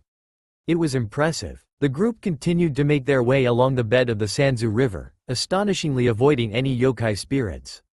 The lack of attacks were serving to unnerve Tsukuyomi and Susanoo. As he had said, large yokai frequented the area around the Sanzu River. They weren't exactly the type of yokai that could hide themselves, either. They all jumped when a loud crash erupted from behind them. They turned to see a large serpent with 8 heads staring ominously at them. "Well," Susanoo whistled, "this is unexpected." "What's wrong, Susanoo-sensei?" Naruto asked, pulling Tanbogiri from his back and taking a combat stance. "That's the Yamata no Orochi. I killed it when I met Kusanada Hime." As it slithered closer to them, they were able to make out the many wounds on the creature, all of them looking extremely old. The creature seemed to immediately take notice of Susanoo, roaring furiously at the group. "Good to see I left an impression. So this thing is the legendary 8-headed serpent?" Naruto asked, getting a nod from Susanoo. "And it won't likely leave us alone, since you're the one who killed it, right?" Another nod. "Okay, that leaves us with one option, then. Fight." Naruto hefted his spear, staring down the serpent. "Naruto-kun." Tsukuyomi was about to stop him, but she was cut off by her brother. "Go for it, Gaki." Naruto grinned at his sensei, charging towards the serpent. Tsukuyomi glared at her brother. "He won't grow as a fighter if you coddle him, Imouto." "He's still just a ninja, Oni-san," she protested. Susanoo grimaced slightly, unnerving the diminutive Kami. "Not anymore." Naruto scowled as he charged the serpent, feeling the burning in his stomach increase. Unlike before, though, it actually felt good, like an explosion of power erupting from deep within him. He didn't know what it was, but the Yamata no Orochi no longer felt as threatening. He felt like he could take on anything right now. He ducked under the tail sent flying towards him and stabbed his blade into the serpent's chest. The beast roared in pain even as several of its heads dove down for Naruto. Naruto quickly pulled the blade free and jumped back, narrowly avoiding their snapping jaws. "Okay, I think I just pissed it off," he thought with a slight grimace, seeing that it didn't really seem to care about the wound. "How am I supposed to kill this thing?" Off to the side, Tsukuyomi was asking her brother just that question. "It's not immortal," her brother answered. "I proved that years ago. I'm not exactly sure how to kill it here, though." "What do you mean? See those burn marks?" he asked, gesturing to the many wounds on the serpent. In spite of their obvious age, they still looked to be extremely painful. She nodded. I made those. I stabbed it with the Totsuka and fried it. With that thing's scales, Naruto's wind won't be much help. Tonbogiri can pierce them, but unless Naruto's a hell of a lot faster than he was 6 months ago, he won't have a lot of luck with that, either. So are you saying he can't win? No, he's going to win this. I know he will. He smiled at his sister. That kid is strong, stronger than any ninja I have ever met. He'll find a way. Naruto huffed as he dodged another swipe of the serpent's tail. Its 16 appendages were blindingly fast. Coupled with their incredible length, Naruto felt like he was running out of options. It kept snapping at him, keeping him away from its vital areas. At the rate this is going, I'm never getting out of here. He weaved around ahead, lashing out at it with his spear. He cut clean through its neck, nearly cutting it off. Landing on his feet, Naruto looked up at the wound, then looked to his spear. Tonbogiri can get through its scales. He looked back up to the Orochi. It can't heal. Guess I'll have to do this the old-fashioned way. It can't fight without a head, heads. Naruto grinned to himself, tightening his grip on Tonbogiri. He charged forward, provoking the creature. It sent one of its heads barreling towards the blonde, jaws agape. Naruto danced around the serpent's jaws and slammed the shaft of Tonbogiri against the head that was after him. He jumped past it and, in a single, fluid motion, stabbed the blade into its neck and cut the head off, sending it flying into the Sanzu River. Yamata no Orochi reared back, roaring in pain as the stump flailed about wildly, blood spurting infrequently from it. Naruto grinned, feeling his adrenaline pick up. He heard it. He could do this. Elsewhere, his face was fixed in a scowl as he stormed through the halls, a dark aura seeping from him. He quickly reached Susanoo's cell and headed inside. His scowl deepened as he saw Susanoo not in his cell, the chains cut by a blade of some kind. Damn you, Susanoo, he growled. He looked down at the door. It was relatively intact, a small dent in the center. Clenching his fists, he brought his foot down on the ebony door, shattering it. Boss? An imp stepped into the cell meekly, seeing his master's foul mood. What? He questioned, not even turning around. Susanoo has escaped. I can see that, you imbecile, he growled, his aura flaring wildly. But we know where he's gone, he quickly added. This got his master's attention. He, his wife, his sister, and some boy are on the Sanzu riverbed not far from here. The boy is battling the spirit of the Yamata no Orochi. How far are they from here? He asked, approaching the still terrified imp. Not too far. Their pace must be so slow because of Susanoo's injuries. If you go now, you should be able to catch him. His master raised his hand, the shadowy aura still coalescing around him. The imp began to shake, certain that he was about to lose his life. He shut his eyes, waiting for the inevitable blow. To his surprise, he felt a gentle patting on his head. He hesitantly opened his eyes to see his master still looking furious, but he seemed happier somehow, his face holding a slight smirk to it. You've done well, imp. Get an Oni to clean up the hallway. The imp nodded, immediately taking off to complete his next task. He grinned sadistically. He could end Susanoo and his loved ones in a single stroke. This just kept getting better and better. Back with Naruto and Co. Naruto stabbed his spear into Orochi's mouth, making it roar in pain once again. For all the legends about the creature, it wasn't as dangerous as they had led him to believe. It was definitely lethal, but legends had painted it as almost as fearsome as the kami themselves. He took a moment to examine his handiwork. He had severed 2 heads so far, and damaged 3 of its remaining mouths. Seeing that it had already recovered, he pulled his spear free and jumped off of the head, narrowly avoiding another snap of its jaws in the process. Before he could land, however, it swung its tail, knocking him against the ground. Surprised at the attack, he was unable to block the head that slammed atop him, barely getting Tonbogiri up in time to prevent it from eating him. Not to be deterred, it closed its jaws around the weapon and reared its head back before releasing it, sending the blonde into the air. Shit! He cursed, unable to maneuver in time to avoid the creature's head slamming into him. He grunted, releasing Tonbogiri from the shock. The spear spun as it fell, embedding its blade in the ground a good 10 feet from Naruto. Tsukuyomi was about to dash forward to assist her boyfriend, but was stopped by her brother's hand grabbing her shoulder. Imouto, don't. It's not coddling if I'm keeping him from dying. She shouted. She wasn't going to let Naruto die in a battle that could have been avoided. I know. Wait, he's going to be fine. Can't you sense it? She frowned at her brother. Sense what? She turned back to Naruto, who was being pummeled by the Orochi's heads. Her brother's firm hand on her shoulder was the only thing keeping her from charging towards Orochi to protect him. Ignore what's happening. Look at Naruto. Does he look worried? She focused her gaze on Naruto's face. To her surprise, the blonde was grinning. I told you, he's not the boy he was when we first met him. He's stronger than ever. He smiled at his little sister. He will win. Naruto grabbed the head as it impacted him, immediately halting its momentum. His eyes were wild, showing an odd madness in them. He grit his teeth, standing up as he firmly kept hold of the serpent's head.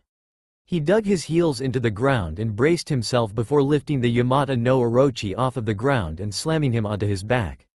Successfully stunning the creature, Naruto bolted over to Tanbogiri and grabbed it before quickly speeding back over to the serpent and cutting off another head. Orochi's other heads flailed as they tried to flip the body back over. Naruto didn't give it time, however, and quickly began to sever its heads. By the time Orochi had flipped itself back over, it was down to 3 heads. Naruto deftly spun Tanbogiri, flicking the blood from its blade. He wasn't even winded from the immense show of force. Naruto stared down the bleeding creature, feeling more power than ever coursing through his body. He raised his spear, knowing that if he attacked again, he would destroy the great serpent. He could tell that the serpent knew it, too. Come on, he muttered, make your move so that I can end this. The Orochi hissed angrily at the blonde, one of its remaining heads casting a furious glare at Susanoo before it slinked into the Sanzu River, retreating from the battle. Naruto grinned widely. I won. He turned to face Tsukuyomi, who looked elated at his victory. I won. He ran over to her and scooped her up, spinning her around, ecstatic at his victory. Congratulations, Naruto-kun, she said, smiling as he put her back down. She locked eyes with him and immediately frowned confusedly, making Naruto look at her, confused. What is it, Su-chan? Your eyes, Naruto-kun. They're red. Naruto frowned, releasing her and moving over to the river to see his reflection. She was right. His eyes were red, the pupil slits. They were just like when he was using Kyuubi. He placed Tanbogiri on his back, turning back to face Tsukuyomi. Were they like this the whole time? I couldn't see. Naruto frowned, worried. Every time Kyuubi had manifested, save for the incident when Jiraiya was training him, it had been an attempt to take over his body. Right now, though, he didn't feel anything like those moments. He felt better than ever. Maybe Kyuubi finally decided to help me? Don't worry, Naruto, Susanoo said, drawing the blonde's attention. Kyuubi's power is a variation on Kami power, which is why it's so potent. It's mostly his will that runs risks, and as long as you're around us, he shouldn't try to take you over. Why? We made him, Naruto-kun. Tsukuyomi reminded. He's well aware of how easily we could destroy him. He won't risk his death just for freedom. It's strange, though, Susanoo interjected. Kyuubi's power, even lessened by that Shinigami, would be more than enough to obliterate Yamata no Orochi. Maybe the seal's leaking, but Kyuubi only loans me a certain amount of his chakra at a time. He's never given me anything close to all of it. Yes, but the Yamata no Orochi was going to kill you. He would have pumped as much of his power into you as he could to kill it. Susanoo responded. With the amount you were given, you still could have died. I don't see how that's proof that something bad is happening, Naruto said, scratching his head. He froze as he suddenly found himself in front of the Kyuubi's cage. Okay, maybe he has a point. Gaki, Kyuubi's tone was markedly different from how it usually spoke to Naruto. It was less condescending than usual, having a slight hint of eagerness to it. Why are you in Yomi? I thought you could see outside my body. Naruto said. How could you not know? Your life isn't as entertaining as you seem to think. I was asleep. Naruto blinked, staring at Kyuubi incredulously. Seriously? What? I can't take a nap?